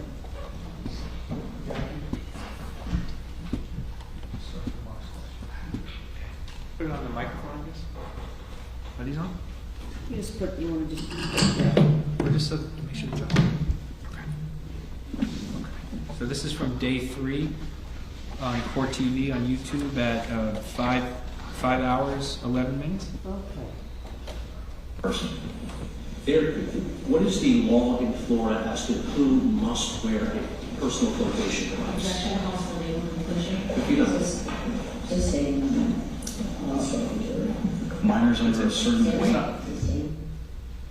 That was from Sergeant Delgado. I'm not sure if that was also broached with Officer Albert, with Paul Albert. And I think that was a different witness, right? Correct, that was Sergeant Delgado, not It Paul was. Albert. But the question was, what is the law in Florida as to personal flotation devices? And the court sustained an objection to that question and noted to the jury that it would be Okay. instructed. I'm not gonna instruct the jury because I'm not gonna do that.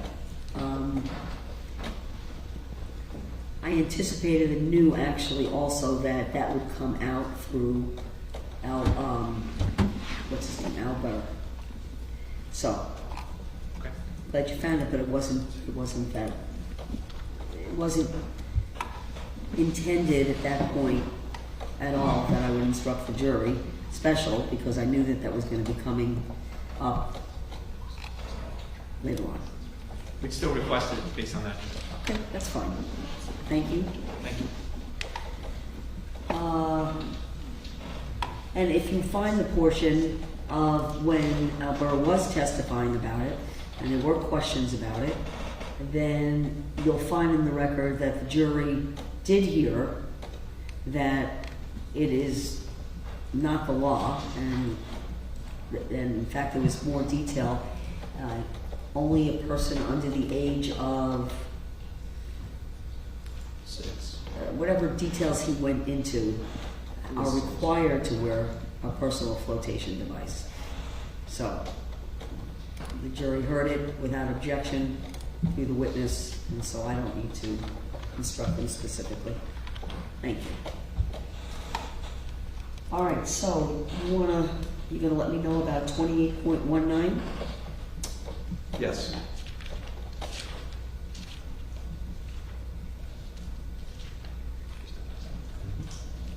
Can we recess for Yeah. 15 minutes? and- Sure. Because we're pretty much finished with the instructions. At this point, I think other than whether, well, I need to know that, I need to have him on the Zoom basically to let me know about everything in terms of what we discussed on the instruction charge conference today, and specifically on the lesser. Your Honor, the instruction 28.19 Yes, is as to 327.33 subsection 1. okay. But the provision that they're talking about is 327.33 subsection 3. Oh, And so I don't think that there is a standard jury instruction for that offense. I mean, certainly we can craft one if defense wants that as a lesser. But the Oh, I see. 28.19 is reckless operation of a vessel, which is not the same as violating a navigational rule, but not operating recklessly, and a death or serious bodily injury results. Yeah, that's the only one that actually makes reference, but it's a different subsection of the statute.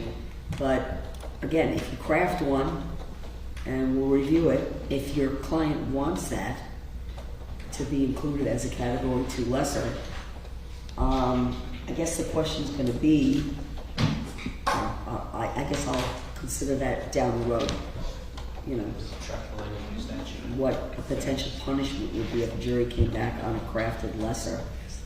Well, it would be a second degree misdemeanor. That particular subsection is a second degree misdemeanor.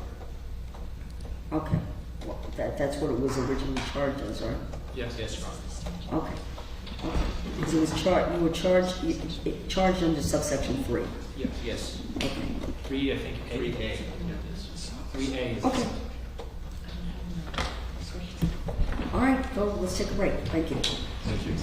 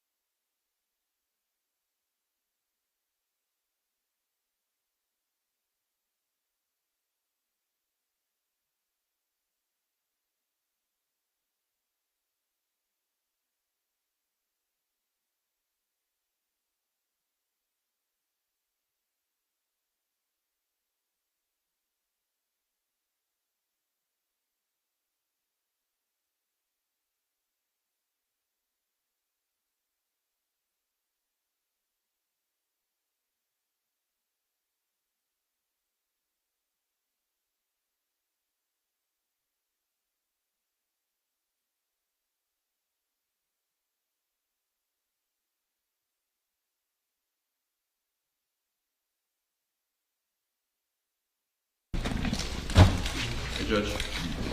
Okay. So we spoke to Mr. Pino. Ready to go on the record? Yes. Okay, we've spoken to Mr. Pino, and he's going to decline the lesser included offense. Okay.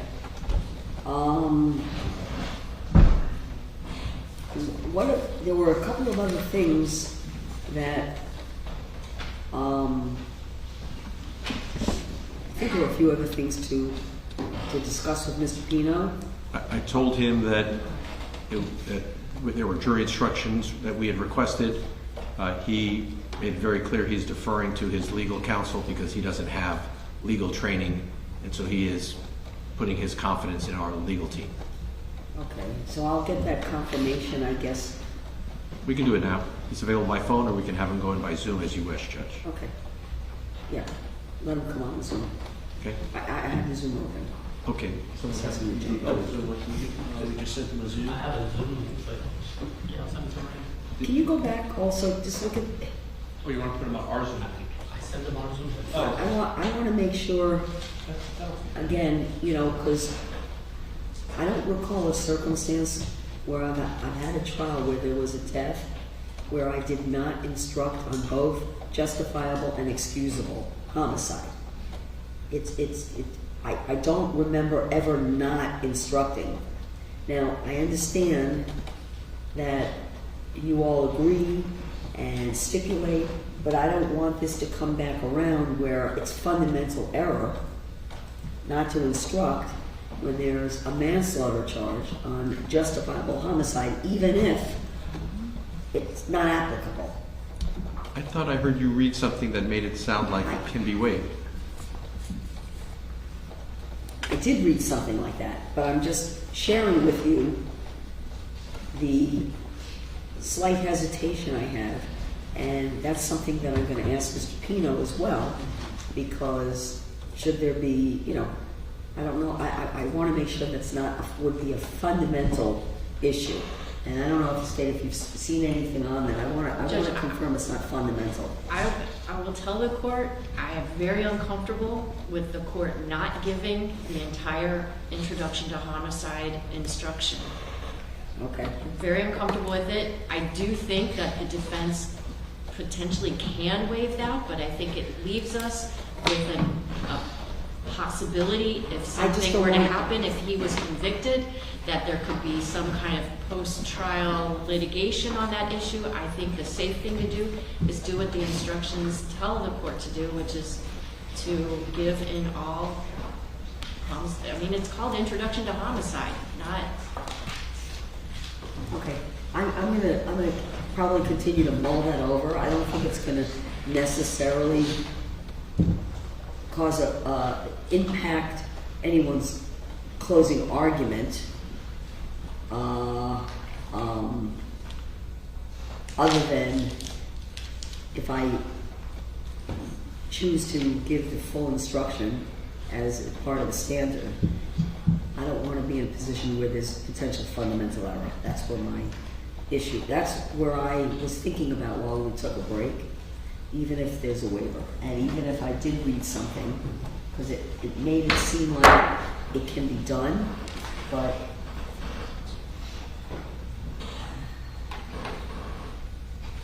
I have to think about that, okay?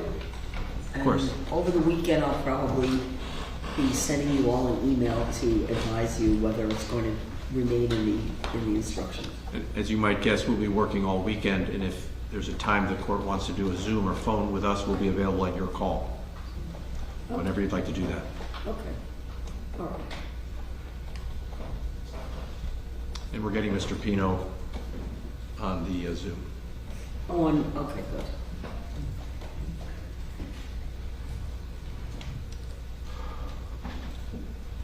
He's on already. So he's on your Zoom. Yeah. Okay. Does that help? Have the camera here. Do you want the camera pointed at the judge or you? At the judge. Oh, okay. He just needs to turn on his camera. Oh, okay, good. All right. Very good. Mr. Pino. hold on one second, Mr. Pino, we're gonna get the Let's get the volume. audio, we'll get the audio set up. Can you hear me? Okay, I can't hear you yet. I'm working. Hold on, Mr. Pino, we cannot hear you. Maybe he's on mute. Maybe no speaker on that.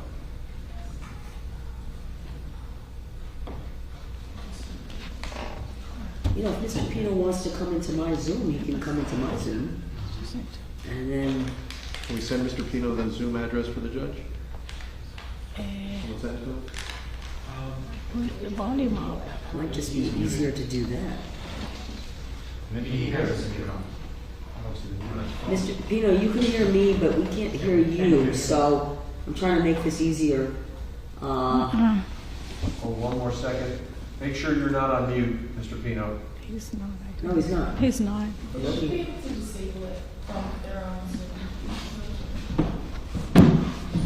I know. Does the TV have on?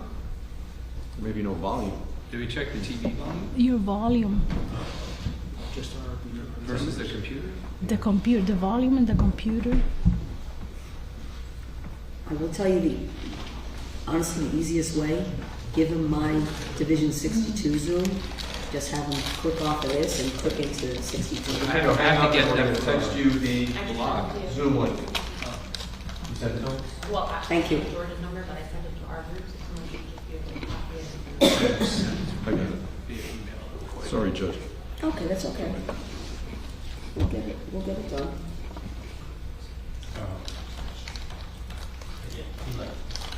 Okay, I got it.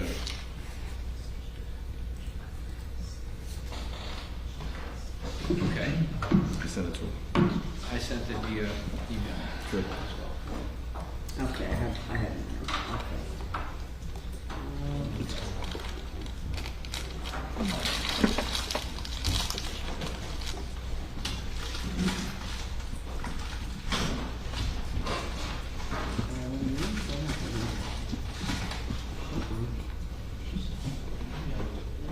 I just emailed it to his business address.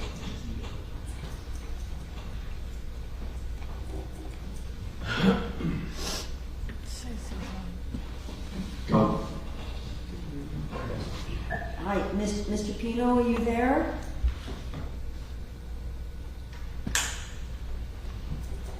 Oh, he keeps coming in and out. Best Signed out? connection. Yeah, he's out. Keeps signing in and signing out.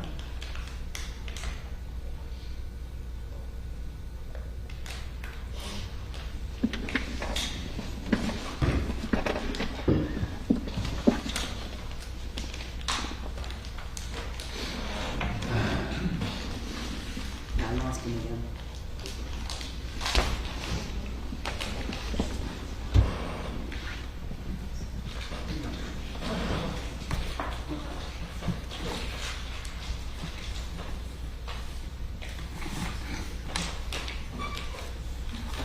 All right, let's try it again.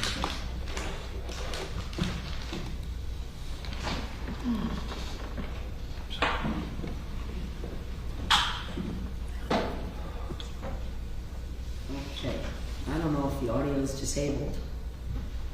Mr. Pino, can you hear me? Hi, Your Honor. Hi, okay, good.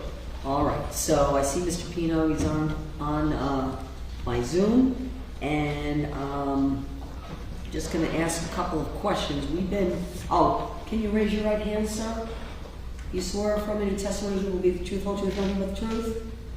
I do, Your Honor. Very well, thank you. You can put your hand down. So we've been going Thank you, Your Honor. this afternoon the jury instructions, and we spent several hours on them. And I wanted to confirm a few things. Counsel, why don't you ask your client the questions for me? Sure. Okay. Mr. Pino, can you hear me? This is Howard Strebnick. Yes, good afternoon, Howard. I can hear you perfectly. Good afternoon. So we've been here since 1 o'clock. Your defense team, including Mr. Shapiro, Mr. Armelino, Ms. Klein, we've been going through the proposed jury instructions, those proposed by us, those proposed by the state, and Judge has ruled on our requested instructions, those of the state. and we have informed her that you have told us that you would abide by the advice that we have given you on the requested instructions, that you've deferred to us because you don't have any legal background, and that you were relying on our experience and advice in how to best present those instructions for the court's consideration. As well, we've informed you that there was a discussion about a lesser included offense. It would have been the misdemeanor offense you were originally charged with, which brings a maximum sentence of 60 days in jail. It is not a felony. We discussed with you that option, and that you had advised us that you would not be seeking this lesser included offense at this time, which means that it won't be presented to the jury as an option for them to deliberate about. Did you understand everything I said, Mr. Pino? I did, Howard. And do you continue to prefer to follow the advice that we gave you, including declining the lesser included offense instruction? Yes, I do. Is there anything else, Judge, you'd like me to ask Mr. Pino? No, I think that, so the instructions, in terms of any objections you made, any special instructions, they're all adopted by Mr. Pino, and I want to be clear that this would satisfy as a necessary part of the proceedings, an essential part that Mr. Pino actually needs to be present for, even though I did accept a waiver of his presence, because this is a critical part of the proceedings. I wanted to make sure that Mr. Pino understood why we have reached out to him today, so that down the road we have a clear record that Mr. Pino is considered to have participated in this critical part of the proceedings. Mr. Pino, did you hear the judge? I heard everything very clearly. And you recall that yesterday we spoke about the option of you either attending or not attending today's conference, that I explained to you these were legal matters, that the jury would not be here, and we discussed and you preferred to allow the lawyers to appear on your behalf so that you need not attend the proceedings even though you had the option to attend. Is that right? That is correct. Okay, yeah, and when we talk about this again, it just, I don't know what the future will hold. So there could not be a claim later on that, that something so important and fundamental that you were not present for, that there was, you couldn't object to it later on, basically, if there was any issues that came up. I understand, Your Honor. Okay, all right. Okay, I think I've covered everything. State, do you have anything that that you feel I needed to ask Mr. Pino? I just want to verify, are there any lesser includeds at all that the defense is seeking in this case? Okay, so there are no lesser included instructions that the defense is seeking.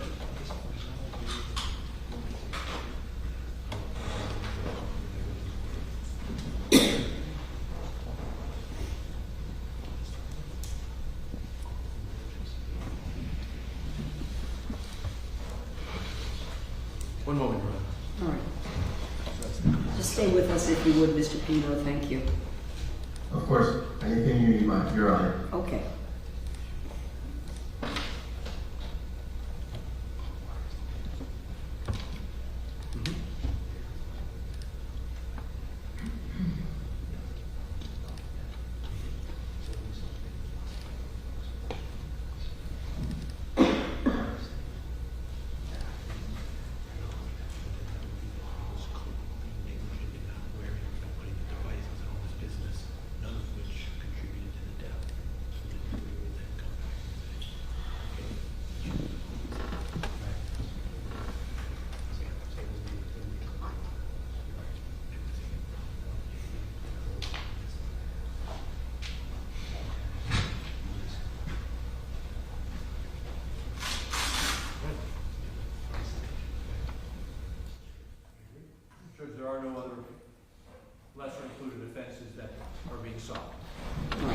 while I have Mr. Pino here, I'm just going to finish up with our charge conference. If Mr. Pino would please stay on our Zoom.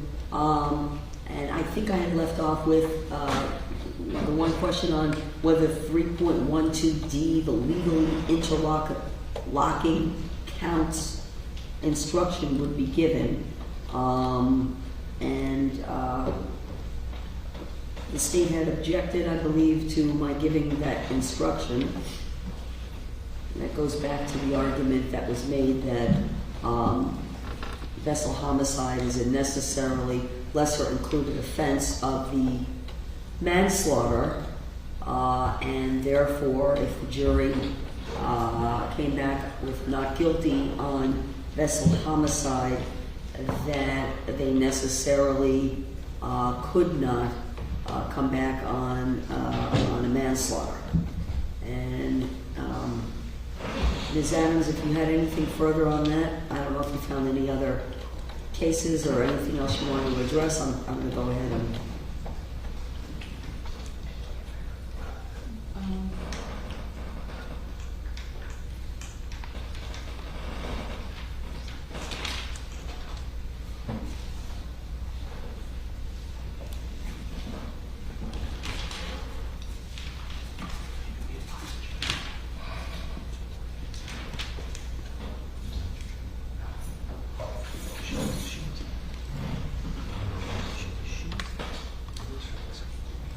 I don't think it is a correct statement of the law that the jury cannot find the defendant not guilty of vehicular homicide, but guilty of manslaughter.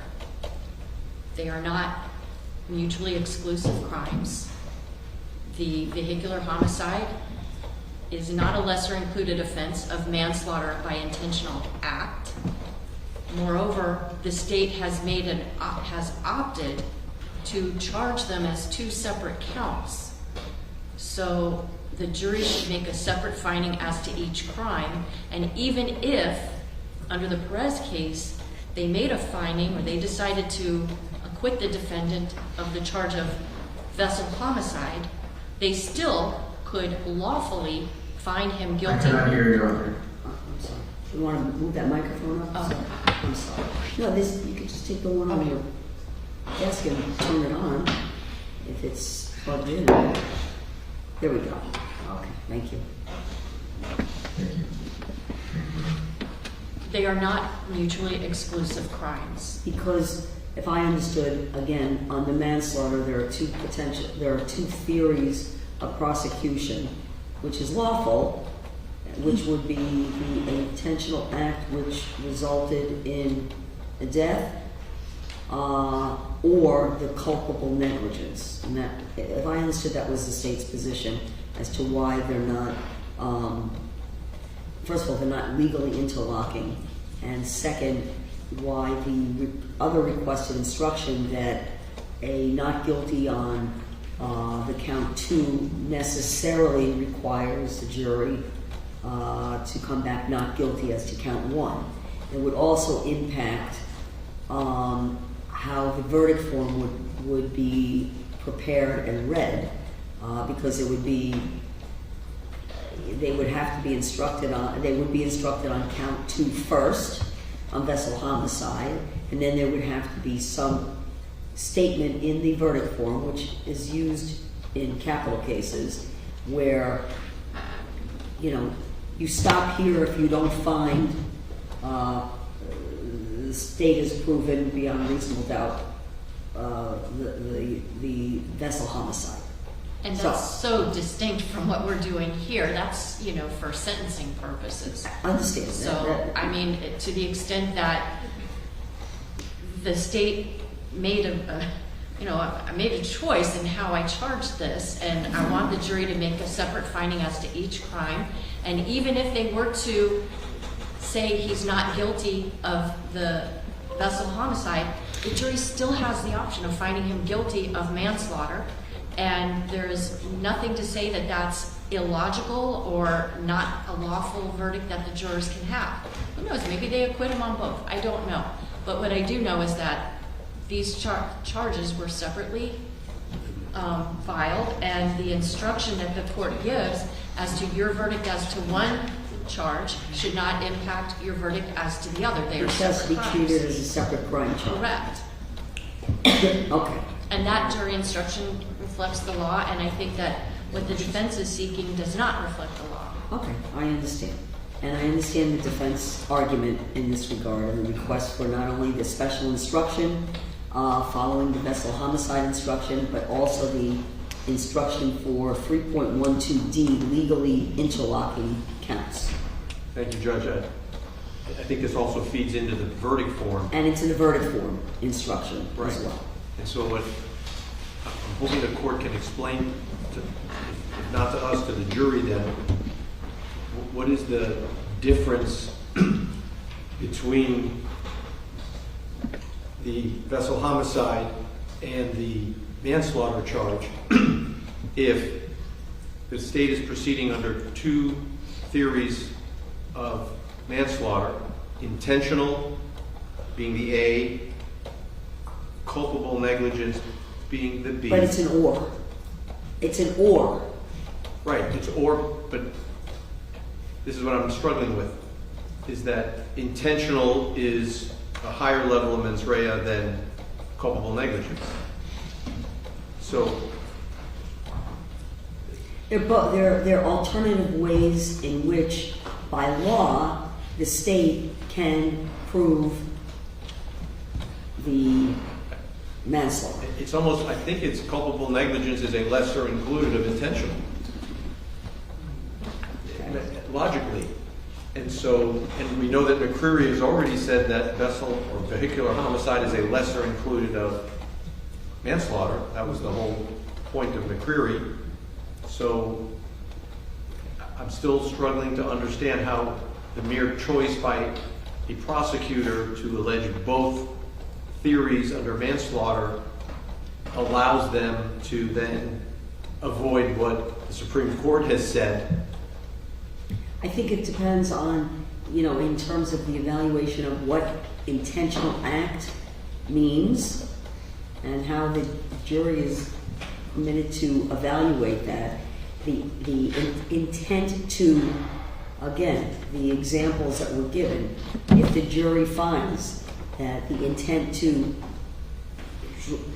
operate at the speed that the vessel was operated at, the intent to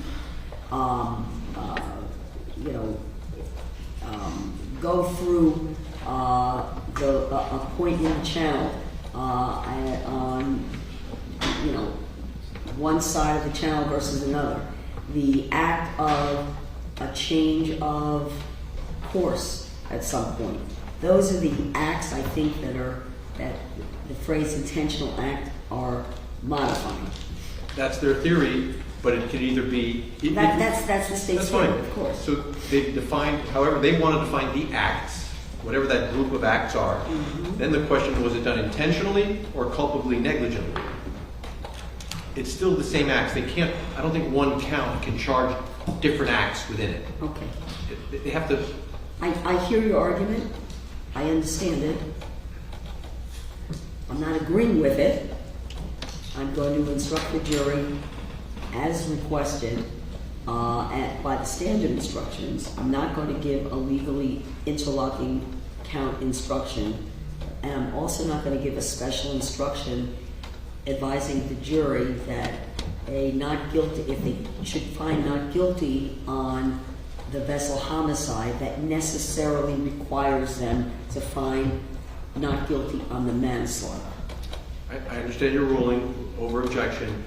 What I think the court has done at the state's invitation is said that vessel homicide and vehicular homicide are not lesser included offenses of the manslaughter by intentional act. That would be the logical conclusion, which I believe is inconsistent with McCreary, having said that that's exactly what the legislature intended by passing the vessel homicide statute. Okay. So that's, one That's last- our difference of interpretation Fair of McCourt. Absolutely fine to do that, of course, and we have a good record. And so, can I then, before we call it a day, bring us back to where I began, I still would like to be able to understand how the jury is going to differentiate between the two crimes if the difference under McCreary is that manslaughter has a greater degree of mens rea. It seems to me that the instructions don't accomplish that because they both deal with this conscious indifference.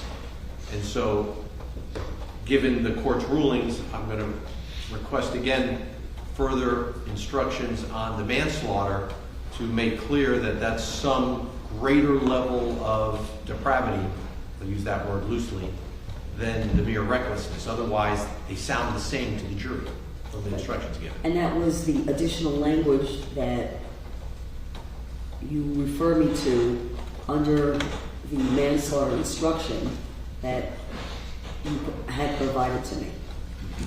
Yes, sir.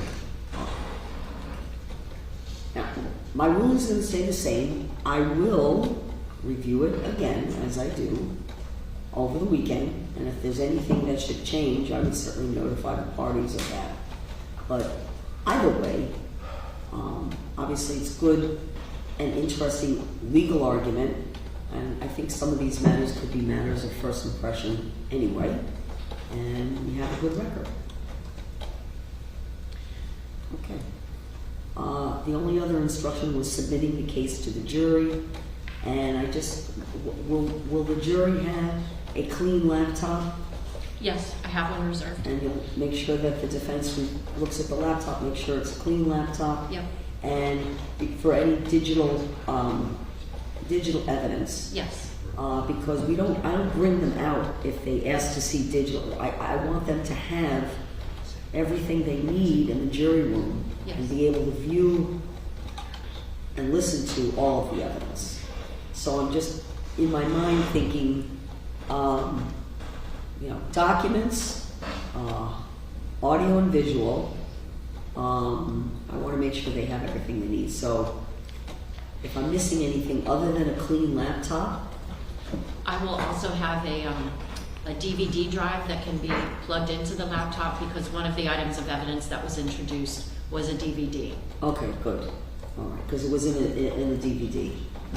Okay. I can't think of anything else. There may be one other issue that now we have to address, which is unanimity as to the theory of manslaughter. Okay. Now, right, the state is proceeding under two different theories. Which is, okay, so, right, whether or not there needs to be a special verdict where the jury would have to find unanimous as to either manslaughter by an intentional act leading to the death or culpable negligence. Similar to if we have, I guess, a first-degree murder with premeditation, right? I've never done a first-degree murder case. Okay, premeditation or felony murder. I think I'm going to think of this as an argument along the same lines because I haven't researched the issue of whether or not with a manslaughter, with the alternate theories, whether or not a special verdict is necessitated. At a minimum, I think at least a jury instruction that they must be unanimous as to whether it was an intentional act or culpable negligence. I don't have any case law on that at all, and I invite anyone to find me a case that would require that. In fact, for the request, I'm going to leave it at that. Right now, I'm going to decline to do that or to create a special verdict form to do that. But if anyone, state or defense, should find any kind of legal authority that would require a special verdict, I would love to see that. You'll see this now in the context of, enhancements. It comes in for the purpose of sentencing. In the cases that you're going to find where there are special verdicts, it has to do with if there would be enhancements for a jury to make. A jury would have to make a special finding for certain enhancements. That's where you'll find the cases that talk about special verdicts. Okay? So, if you find anything, I'd love to see it. I've not seen it before, but because when we talk, even it has been a lot of discussion over the years in murder cases over felony murder versus premeditated.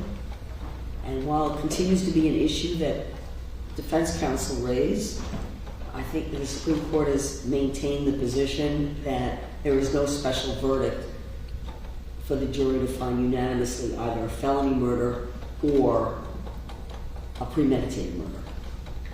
So I'll leave you all with that, and I will see everyone at 9:30. We'll start up 30 minutes. At least we should meet 30 minutes before, and I have coverage, so we'll be good to go. I will just, I have I think a small table that I would like to bring with me to the courtroom just because. I can't hear you, Your Honor. Okay, I'm sorry. I think counsel was going to bring a table to set up in the courtroom, I guess, so that the evidence could be kind of, instead of going back and forth, and I think everyone might have access to it, right? If you bring a table here? I would share it. You would share it? Of course. Very good. So it just makes it easier to set up any evidence on that table as opposed to coming back and forth to the clerk. So that's fine, and I think that would be fine with defense because we're going to share. Okay. Judge, what schedule are you proposing in terms of where we're going to break during the course of the closing? I propose, you think tell me how you think you're going to break up your closing, generally. I think probably if I would need maybe about an hour or so for my. I cannot hear her, Your Honor. I think I would need about an hour or so for my initial close. About an hour or so. And then I would reserve about 30 minutes perhaps for rebuttal. I will tell you, I do not put time restrictions on, I don't do any opening, I don't do any close, I don't do that. So if you're a little bit over, a little bit under, I plan to give you a couple of hours. I think you all indicated you wouldn't need more than 2 hours, but I'm not going to put a restriction. So you're going to break it up, and what I think would happen is after the state's first close, we would take a break. You could then figure out how you want to set up the evidence, and then the jury would come back. You do your close in its entirety, and then what's going to happen is we're going to have to break for lunch at some point.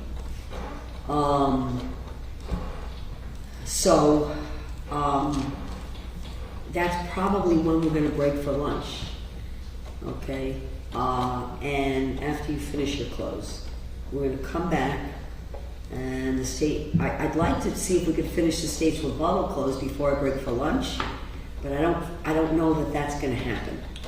If the state is about an hour, I think I'll be about an hour, in which case I think we can get them all done. If that's the case, that's fine, but I don't want to break too late for lunch because I have to have a break for lunch and then instruct the jury. And I need to get them out and instructed, I would say, no later than 2:30, 3 o'clock, and get them working. And I don't tell them this, but I'll keep them working. I'll order them dinner and not interrupt their working until they're going to turn the lights out on us, which is about 8:30 or so. Okay? And at that point, if we don't have a verdict, they come in, I instruct them, and they come back, and they go right back into the jury room the next day. They don't even see us. They're just taken right back into the jury room by Renee. And this, in fact, this courtroom is, while the jury is in the jury room, no one's permitted in the courtroom, except for Renee. And the clerk could sit here, and Vanessa could sit here, but no parties, no spectators. The room is clear. And so, once they start deliberating, we're not going to have anyone in this courtroom unless there's a question, and we'll all be in the courtroom, and or we have a verdict. Okay, so no one is in this courtroom at all. So if you're going to have, we'll talk about that, but you'll take things out with you that you need to take out with you because you're not going to have access to come back in. Judge, I've got a question with the essentially equal time being provided to both sides in the closing arguments. I appreciate, as a litigator, that the court does not impose a hard cutoff, but I just want to be clear for our purposes, for our planning purposes. If, for example, Ms. Adams were to take an hour for her close, and then we took an hour, 15 minutes or so, the prosecutor's final close, or rebuttal close, it seems to me there should be at least some restriction, to provide at least fairly equal time between the parties addressing the jury. Okay. I'm just wondering about that. Well, let me say this. We have to be reasonable, okay? If you're able to consolidate your close in an hour, and they've taken an hour for the first close, I'm not going to deprive the state of their opportunity to come back with a rebuttal close. That's what the law allows for. And if it's 30 minutes rebuttal that they're asking for, then that's not unreasonable. Well, I agree that as long as the rebuttal is, not more than, let's say, 50% of their opening, I'm not going to complain that they've exceeded how much time I use. But Listen, I understand, but I play it by ear also, and I give the state a fair chance to rebut because the rules allow for it, and they get the last word because it's their burden. So I would give them a fair chance to rebut, and I've not had any issues about this that I can ever recall. I think we could all manage it fairly well. What's fair? They're going to have a chance for a rebuttal close to rebut your closing. So, and if you have any concern, then you should raise an objection, and I will handle it accordingly. I will either say sustain the objection, or I will overrule and let whoever's doing the rebuttal close know that you have, start to wrap it up or whatever my comments might be. Because I'm obviously going to listen very carefully that it's truly a rebuttal close, right? So, I think we're good on that. All right. Last question, just Yes, sir. logistically. Once the jury begins its deliberations, is the court going to require that the parties remain here in the courthouse, or will we have Just you're going to give me all your information, and you're going to be on call. And for questions, you have to be accessible. I've done it at times where we've done it via Zoom. I don't. The questions, I don't bring the jury in generally to answer questions. They'll come in a note. I'll get the parties together. We'll decide what I'm going to respond and how I'm going to respond in a note and a handwritten response, and that goes back to the jury. Kind of have to play it by ear depending on what their question or concern might be, if there is one. You're free to do what you need to do. Just you want to be within a reasonable time to be able to access either the courthouse or Zoom to answer questions. Thank you, Judge. Okay. You all have a good couple of days, and I'm sure we'll be in communication. See you 9:30. Thank you. Thank you. Thank you, Your Honor. I truly hope you have a nice weekend. Okay, you too. Thank you. Thank you.